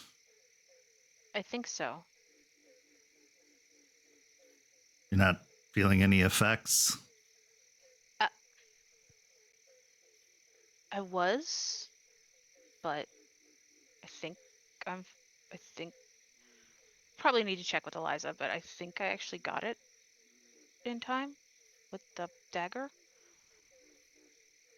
Well, that's good to know. If we can prevent exposure fast enough, then we shouldn't have any further need to do that ritual again. Yeah, I would hope not. That didn't look like fun at all. No. I'll turn to She Who Shines. They will not come back now.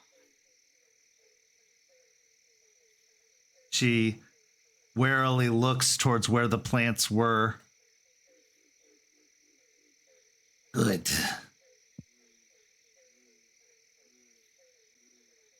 Then our business is concluded. Yes, we have done the task you asked.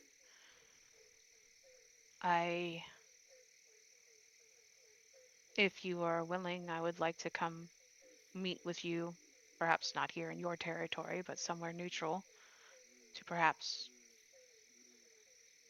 talk.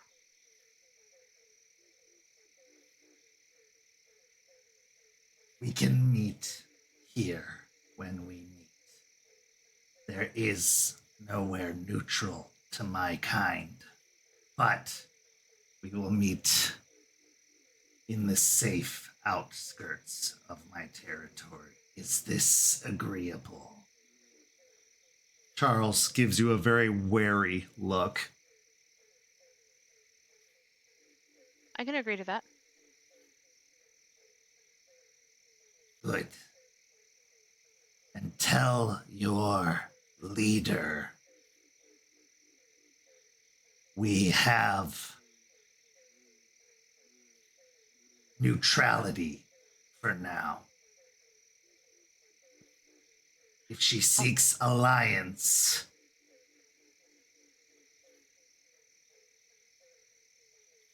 I'll need more proof of her intentions.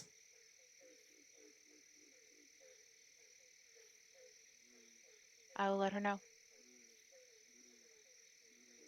She will Good. probably ask me, so is there anything in particular you would want as proof?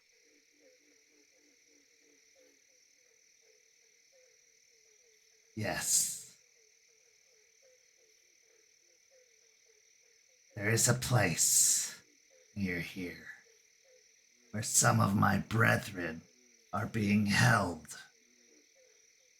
A place where they are used for show, for sport, for entertainment.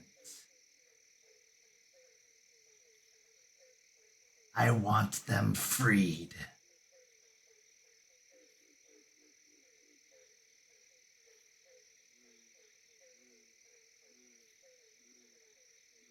What's the name of the place? Gator Land.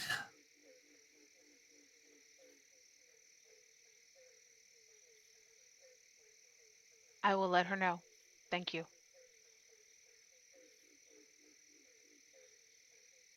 Good.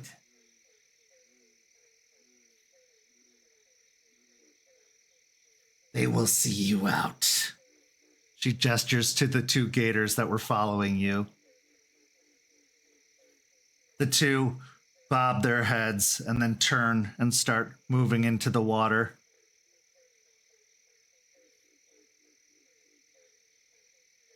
I'll sheath the dagger again after one glance at like it's how it's shrunk, and start walking towards the edge of the water.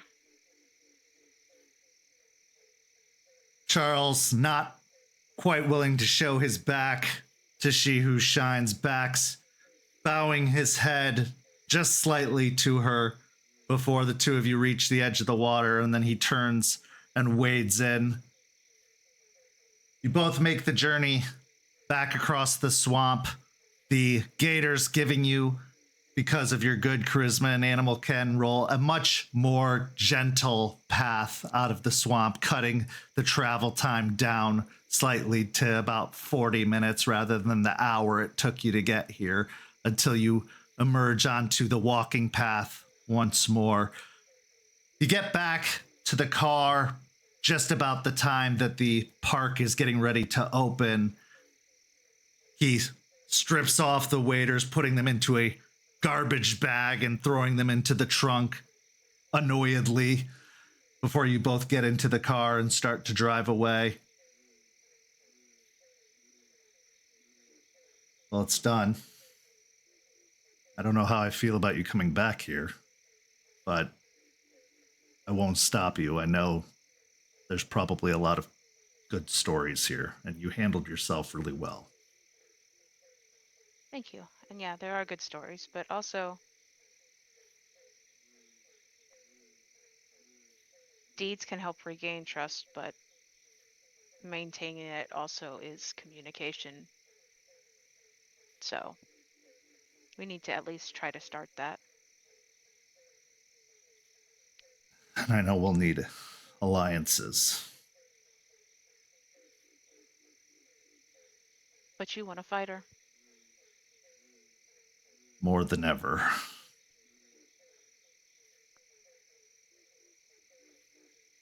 She can breathe fire. That makes it challenging. She is literally a fire-breathing dragon.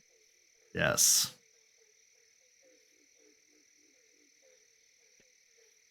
I'm going to call her Smog from now on. I knew it. I knew it. I wonder if she even knows that reference. Doesn't matter. He gives a small smile as he kind of sits back in his chair, or in the seat. The car pulls onto the highway, getting ready to cross the bridge. What's going through your mind after this entire delving into the swamp?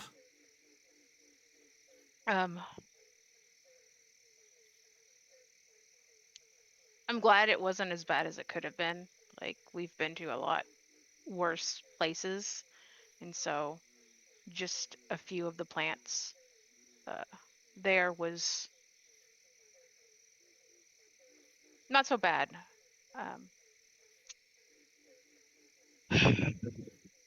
The dagger shrinking every time it's used, though, we're gonna need a lot of iron. And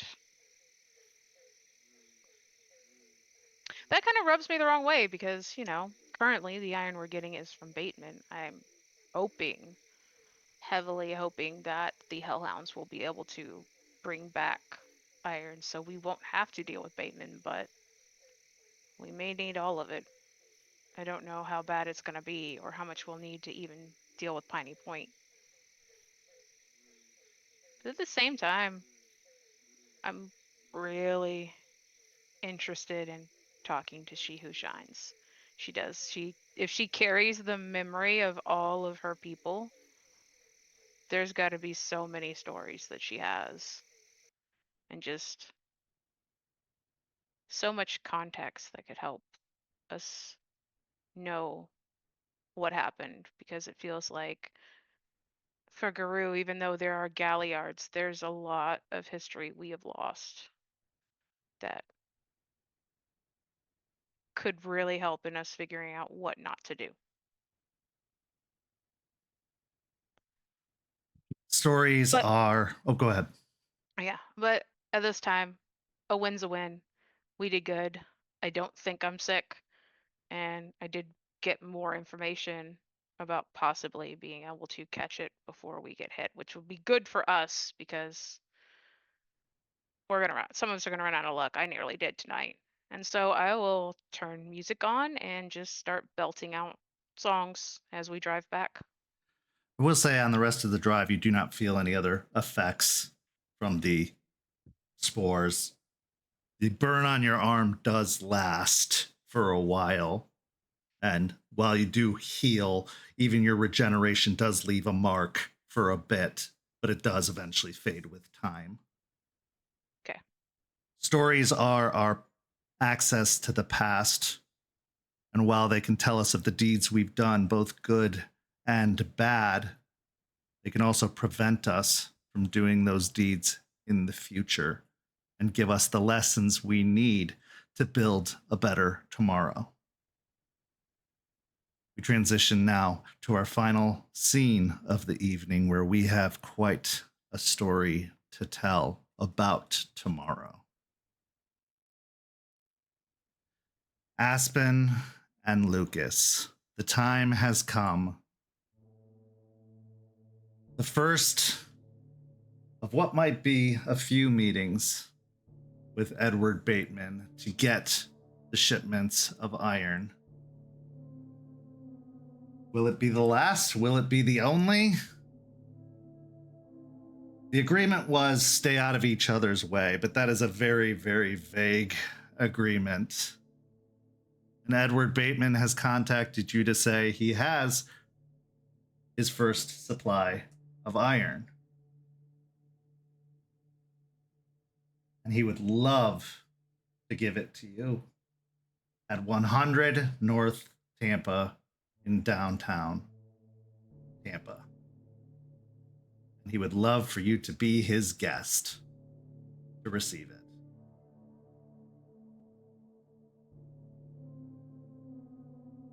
So,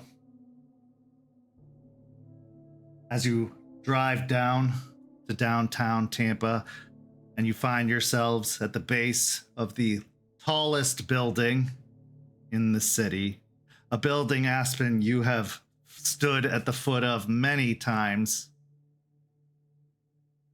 It is late at night, as of course he would only meet you after dark. You can look up the tall side of the building. You see that the building itself is closed, but there is a security guard waiting by one of the fire doors next to the rotating doors that are locked, prepared to let you in when you're ready. But for a moment, you are by yourselves outside to speak before you head in to meet with Edward. The scene is yours.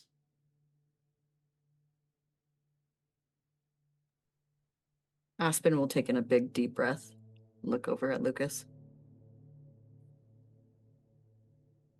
You good for this? I've gotta be. That's fair.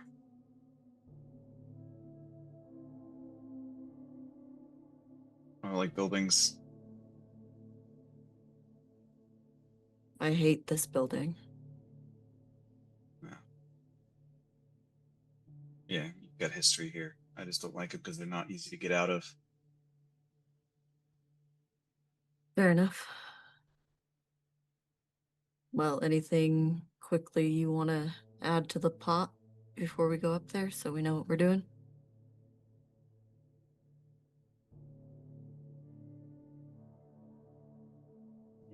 Same as last time.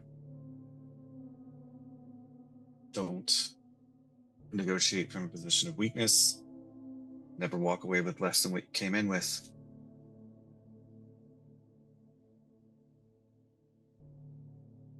I guess we go.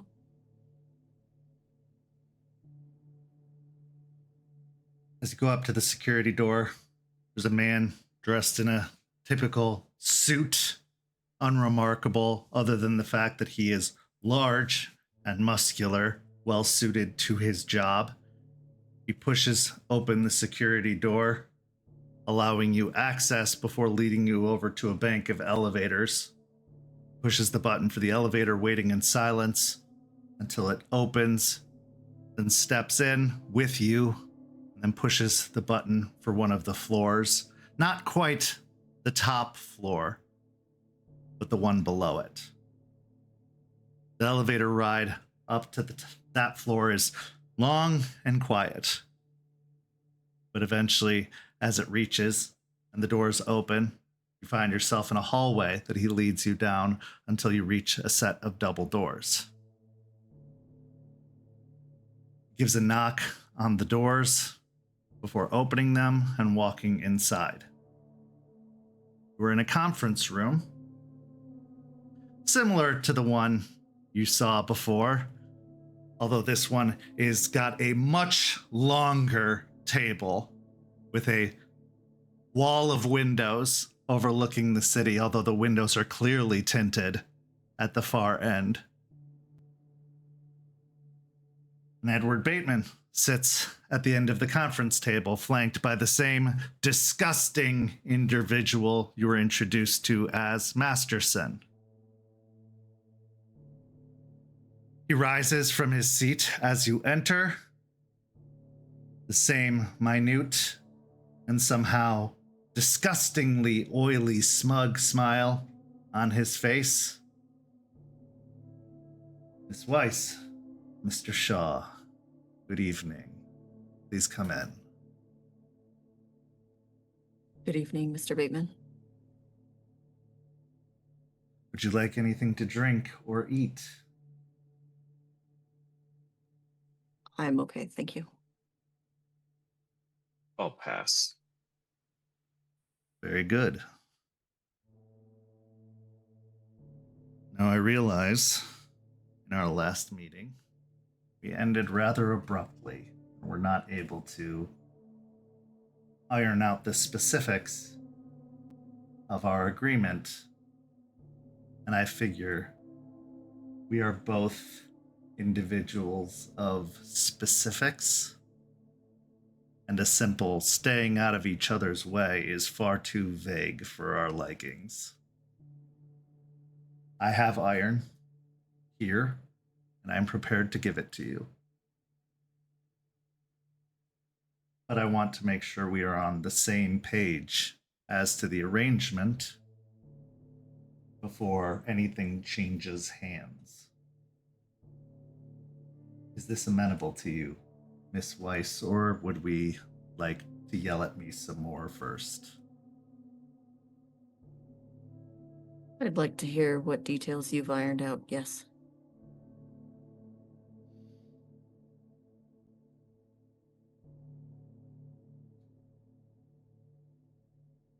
I have 10 pounds of iron I'm prepared to give you today. It's a start. I have to bring in iron from up the coast, so it's going to take some time, but this I happen to have on hand, and I'm prepared to supply you with now. Call it a good faith payment, as I'm sure you need it as soon as you can get it. And the sooner, the better. But I can supply you with up to 200 pounds in the next few weeks. And potentially more than that, as long as our agreement holds. I have various interests that allow me access.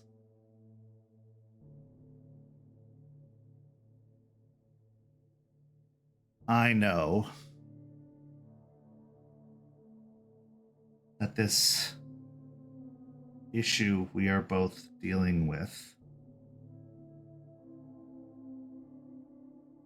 is problematic and widespread and complicated, to say the least.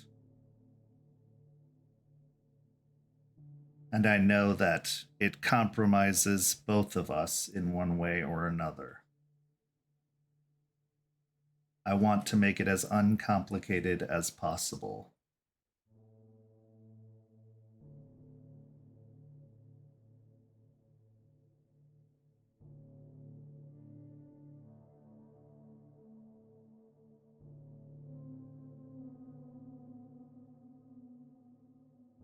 So I propose this. I know you and your associates have business all throughout the city. I'm not looking to interfere with your affairs. That would be rude.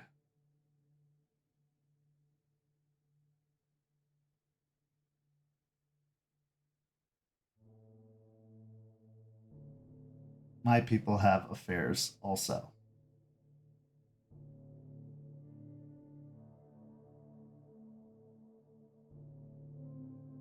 So,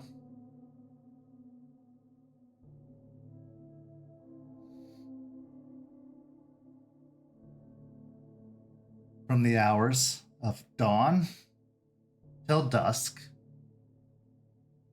your people may access the city of Tampa freely,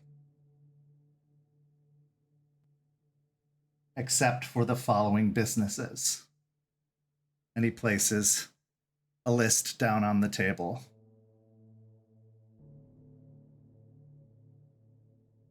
After the sun sets, they may not enter the downtown area.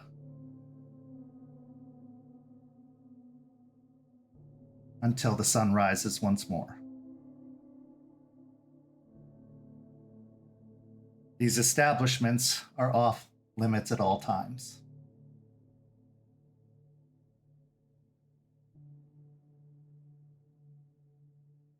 If you agree to this, I am happy to supply you with the iron you need.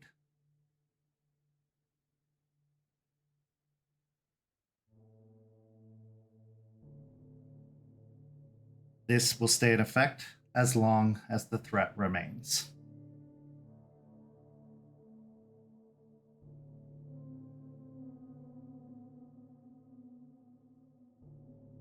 And you will see I did put the specific borders of what I consider to be the downtown area.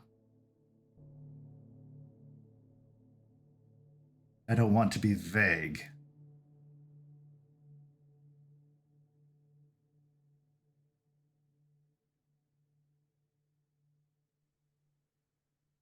There may be instances for business, not intervening with us or you, that need to happen during the times of night that you were saying are off limits. We respect territories, as I think you do as well. If it comes down to a situation where we need to access these areas and let you know in advance, would that be amenable?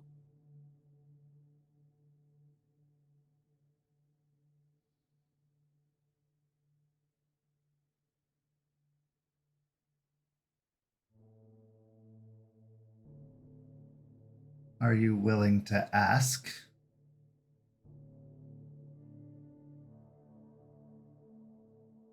Are you the one in charge? Yes.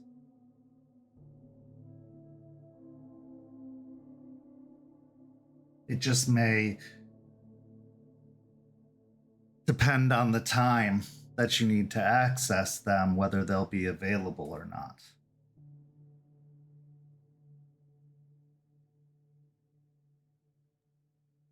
I'm going to slide the papers to Lucas to look over the territory, the borders, and the different businesses. I'll take them and start going through each one. You can see there are several clubs, museums, a couple of corporate businesses, a warehouse or two. One stands out, the university, a specific building in the university.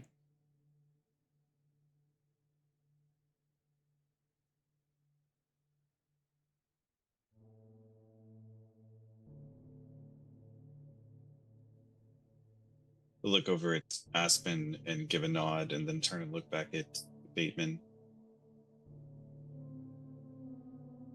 Highways, interstates, neutral territory at all times.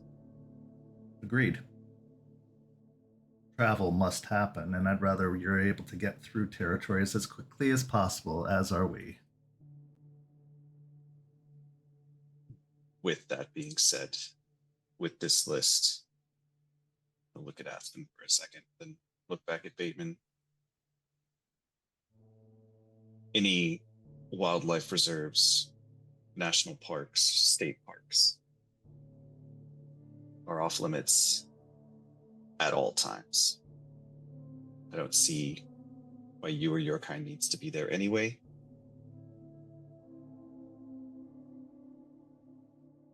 In exchange, we want the zoo.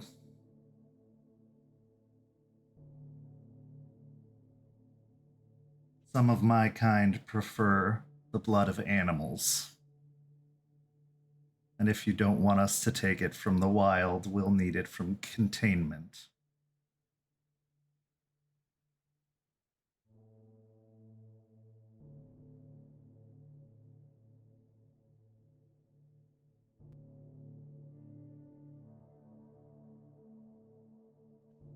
But look at Aspen.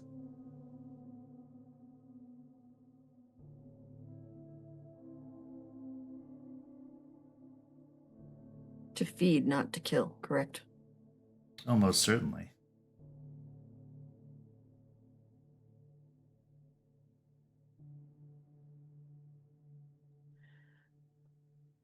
I'm willing to agree to that.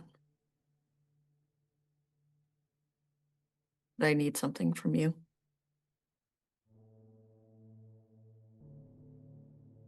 Information. If we're to go after our mutual problem, you have the most information when it comes to that.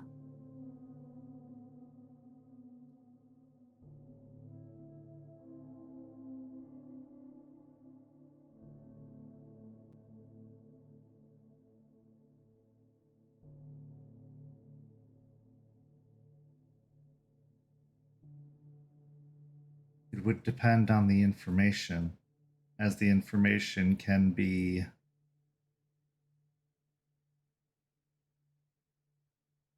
a blanket agreement to information is a silly thing to give. If I think it's relevant to the pursuit of our shared goals, I can agree to this. If I think it is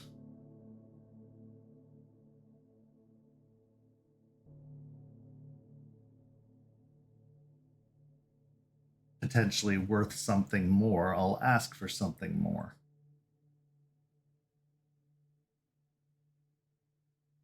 Especially if it could potentially be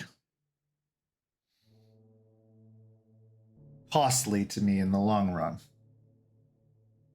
Beyond this affair. You have to understand, my predecessor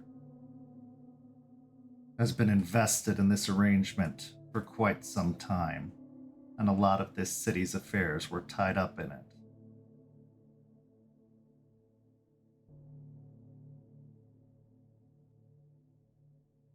Understood. I understand the need to protect your assets and not to put yourself at a disadvantage with the information that you would be giving. That is not what I'm asking for. Then I agree. On a separate note, I'm going at them in a legal capacity as well. This would put you and your people against us. You see his eyebrows raise.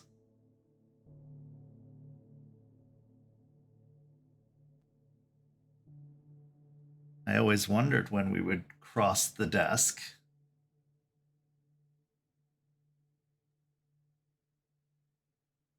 Unfortunate that it's a battle I don't want to win. But I have to look like I want to, you understand. Of course. And I think we'll have plenty of time to go head to head on neutral terms. Oh, I'm sure we will.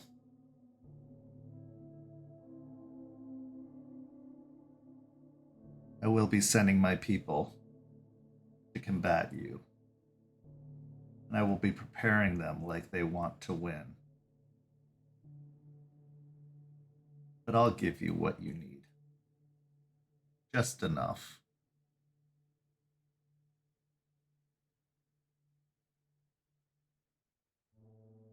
I could care less what happens with that facility. All the value has been sucked out of it. Then I'm glad at least to that you're on the same page. Wasn't worth it in the first place, it's not worth it now. I have always believed that.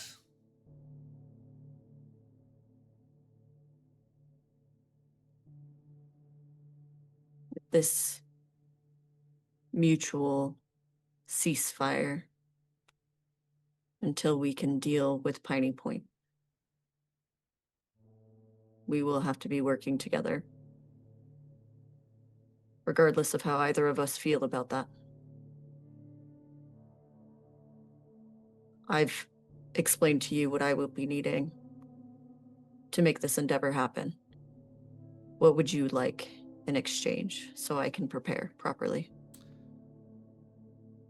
I'm not just interested in the now, Miss Weiss. I'm interested in beyond the now. I'm interested in the future.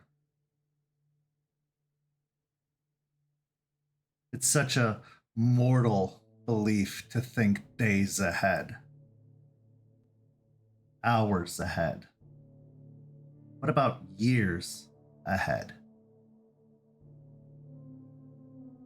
You can think of yourself and the 7 or so others that you have. What if there were more of you that could just be here without harassment? What if you could build your future free of harm or fear or provocation from my kind?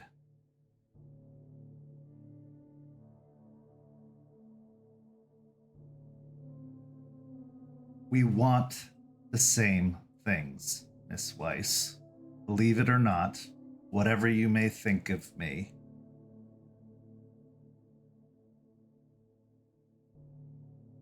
I don't care about destroying you. My predecessor did. I don't care about hurting you. My predecessor did. As far as I'm concerned, with his death,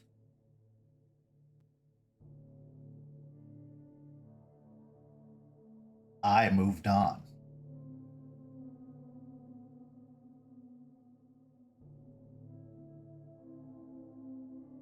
Because I was unemployed. I was free.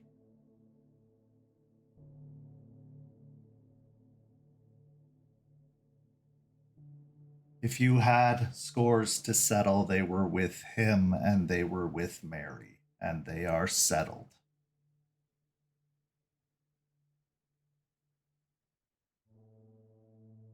So let's build a future where we can both thrive.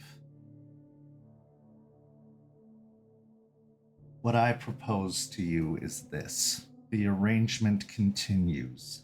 Any who violate it are subject to the justice of the other.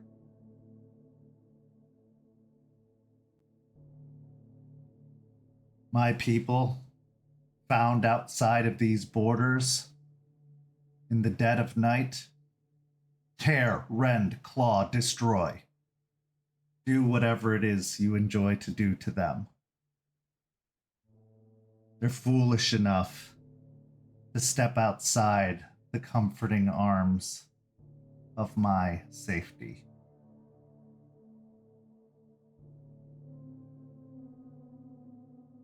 They're foolish enough to disobey.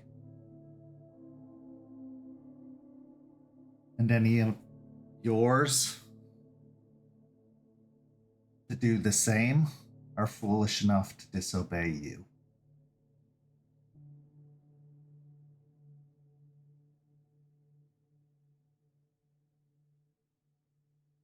To disrupt peace. This city hasn't known peace since its inception. Let it know peace for once.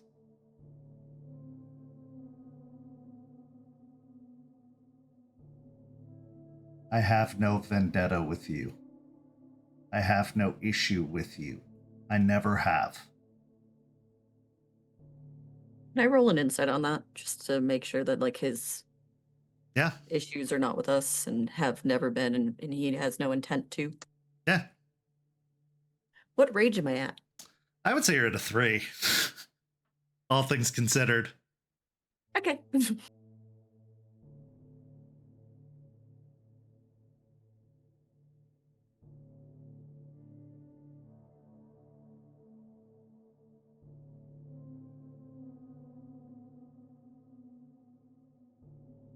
4. As of this conversation, he seems to genuinely not care about you or any of this.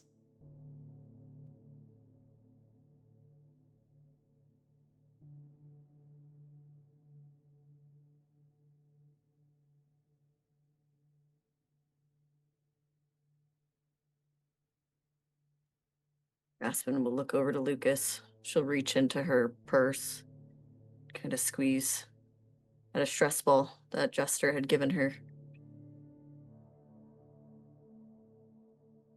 You can watch her for a second, then turn and look at Baitman. Mr. Baitman, things have been bad in this city. You know that. Your speech was eloquent as it was rehearsed. But do not put your hubris in front of the true purpose here. Yes, we both know that you can wait us out and you have all these years in front of us, but tomorrow is not guaranteed. I'm sure Mary thought we weren't going to be any problem to her. The previous ones here, no problem. But you are sitting across from the sole 2 of our kind that were responsible for the direct destruction of your predecessor. We sit at this table, willing to talk. And I think you make some good points, just like Aspen here makes some good points. Although your friend seems to make no points.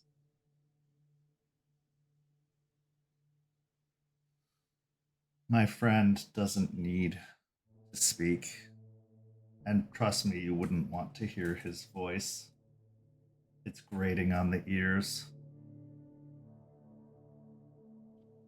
Be surprised the things that I've listened to. Mr. Shaw, respectfully make no mistake, the reason you were able to do that was because I afforded you the opportunity to. I put Marius on that boat so that you could destroy him. I put him in that box. I convinced Mary to stake him. So you were involved. In setting it up for you to destroy them, yes. How gracious. It benefited both of us. Marius. Is that its name? It was.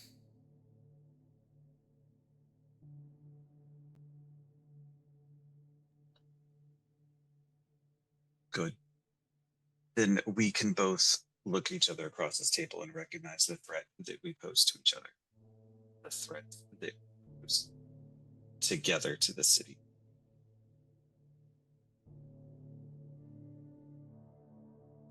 I don't seek for it to continue to be.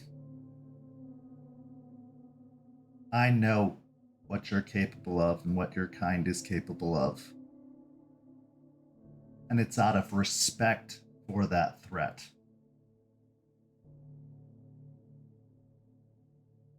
Believe it, don't believe it. Believe that I underestimate you if you wish. Your kind walked into my office prepared to kill me, thinking I was the leader. That's when they met Mary.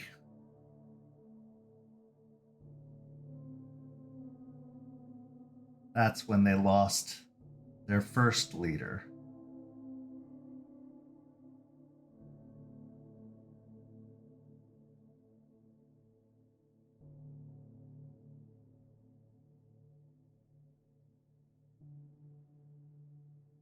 I have only ever tried to avoid direct conflict with you out of respect.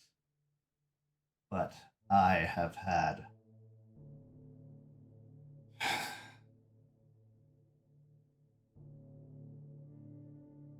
an annoyance. I don't have it anymore. Now I can do as I wish, and what I wish is to put this to rest.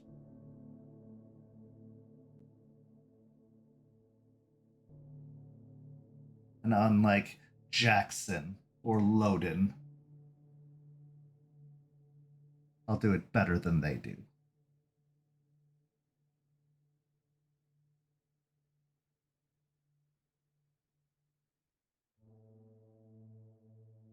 Because I'll mean it.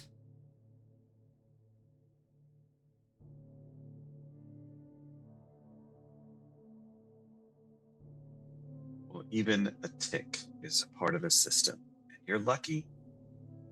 We also like ticks too. And he'll lean back in his chair and cross his arms and just kind of glance at Aspen.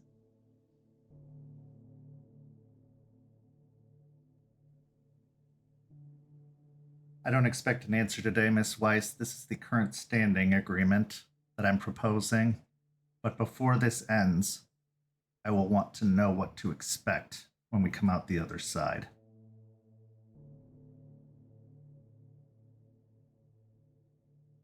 So if you are so willing, I would appreciate a correspondence with your answer before the next shipment as to our future. You can discuss it with your companions. But if this is only to be a temporary truce, which I will be so sad to see, then so be it. Mr. Baitman, would you be willing to promise that you would do no harm as far as what our job, and you know us well enough, it seems, throughout our history to know what we're about, to do harm to our cause in any way? And I will do nothing to interfere in your machinations for power on your side, as long as our two sides are mutually not conflicting with one another.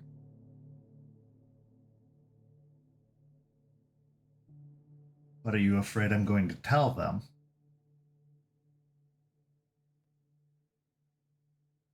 I'm not afraid of what you would tell anyone. I'm afraid of what you would do in your slow, crippling grasp for power.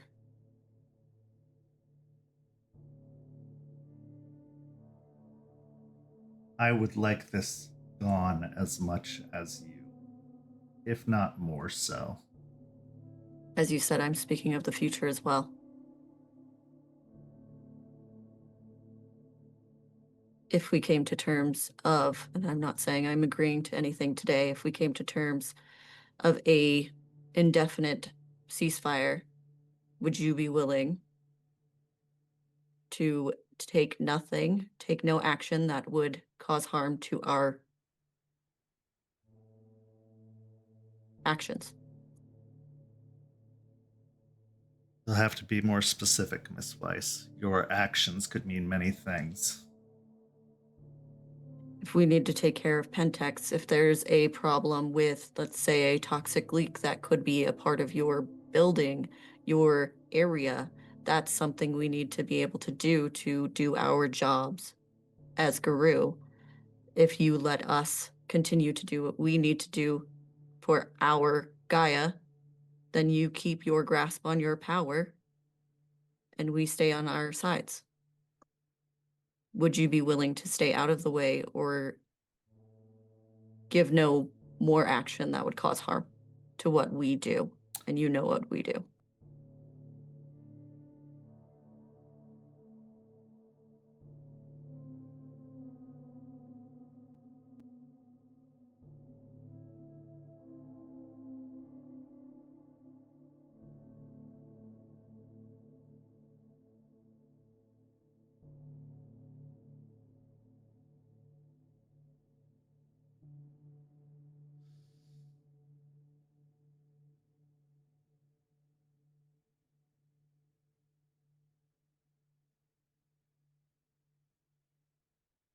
I believe that would have to be dependent on the situation.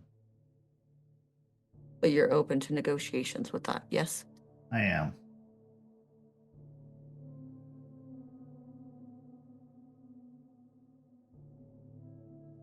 Understood. You'll have my answer by next shipment. Wonderful. Then let's get this shipment out of the way, shall we? He reaches into his pocket, pulls out a phone, types something in before putting it back in his pocket. The doors open, and a young woman, Mia, comes in pushing a cart. And on the cart is a heavy trunk. She wheels the cart over to your side. Lets go of the cart and goes to stand beside Baitman. 10 pounds, unrefined, as requested. I will immediately, as soon as she walks in, nod my head to Lucas and then nod my head back up to Mia.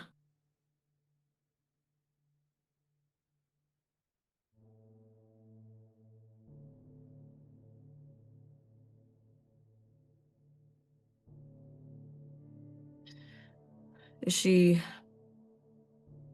one of yours now?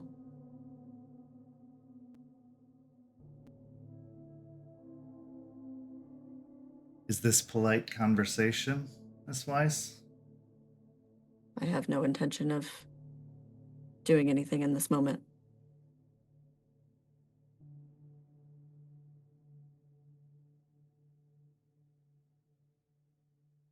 Just a question. He looks over to Mia.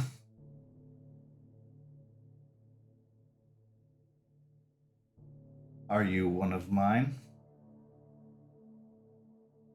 She looks at Aspen.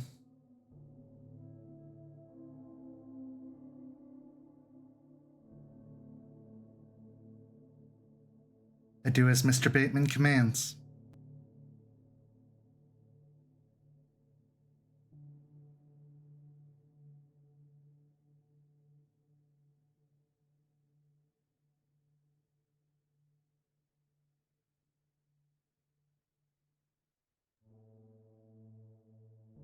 I'm gonna look over to Lucas for an extra long bit of time.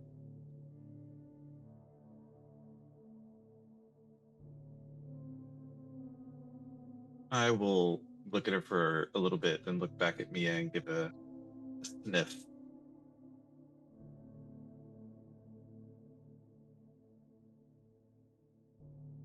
Okay.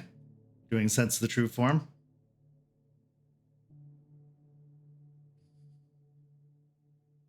Go ahead and roll it.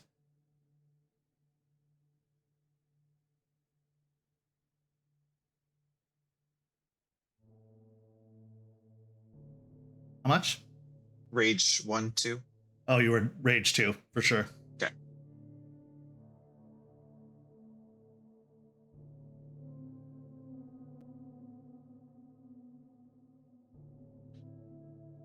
Just a crit. So 4 successes. As you sniff, obviously there are a lot of odors in this room. There's the very distinct odor of leech coming off of Masterson, as well as the smell of disgusting Nosferatu stench. There is the heavy cologne and smell of leech coming off of Baitman. And then there's Mia, who's just a human.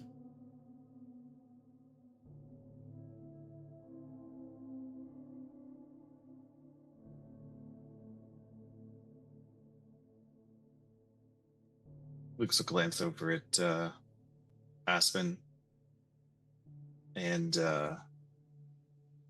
kind of blink a couple of times. And then he'll reach out and take a piece of paper and put it in his jacket. Say, I think we're good.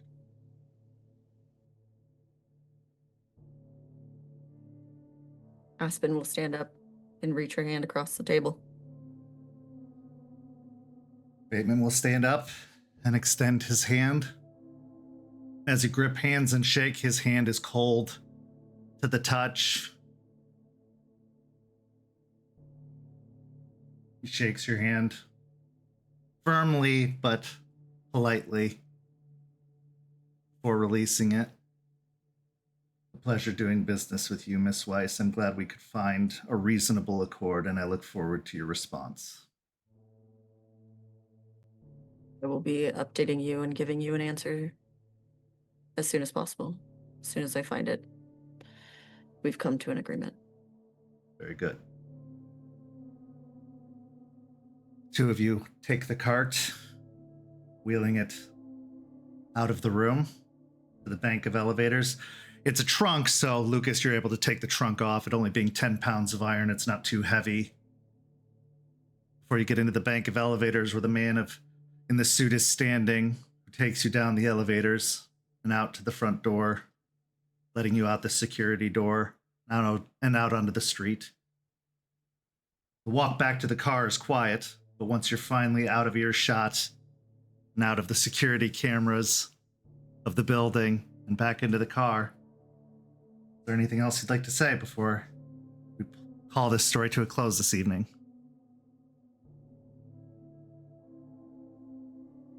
He wasn't one of them. Means maybe we can get her back. That's going to be a tougher negotiation.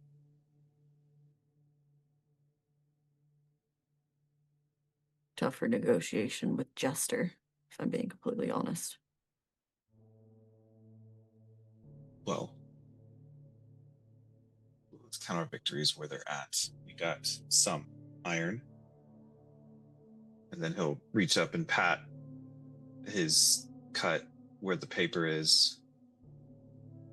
And if necessary, list of targets.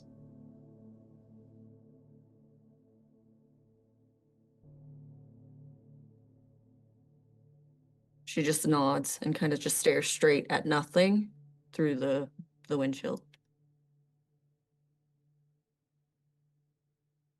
As you drive off into the night with your ill-gotten gains, a truce somewhat officially declared, you leave the city, passing beyond the borders. The first night, several nights to come, where you won't be able to return until the sun rises.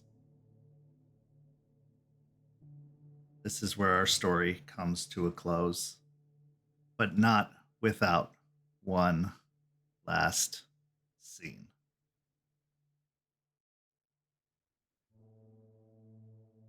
We're not going anywhere. We're still in the same car, but we're outside the car. In fact, we're above the car. High above the car. It's up, up, up, overhead. There is the beating of wings on the wind. Flap, flap, flapping of wings. Heavy, heavy wings. As something out of nightmares, half man, half bat, large, and I mean large, soars upon the wind in the black, inky sky, beating its wings, staring down at the vehicle below. Just a bite! I just want a bite! As it beats its wings, its saliva dripping down on the wind, whipping beyond. Its black, inky eyes staring maniacally down. And this is where our story ends. Thank you so much to these amazing players. Thank you to everybody watching at home. Go follow St. Pete by Night on all of that social media you see listed down below, and join our community by following that Discord link in the description. We would love to have you join our amazing ranks. We've got another episode of Hellhounds this Friday over on YouTube at 7 p.m. And we've got our last episode before the summer break next week on Twitch at 10 p.m. So come join us then. You won't want to miss it. For these amazing players, I'm Kent. Thank you so much for joining us, and we'll see you next week. Thank you, everybody. Have a good night.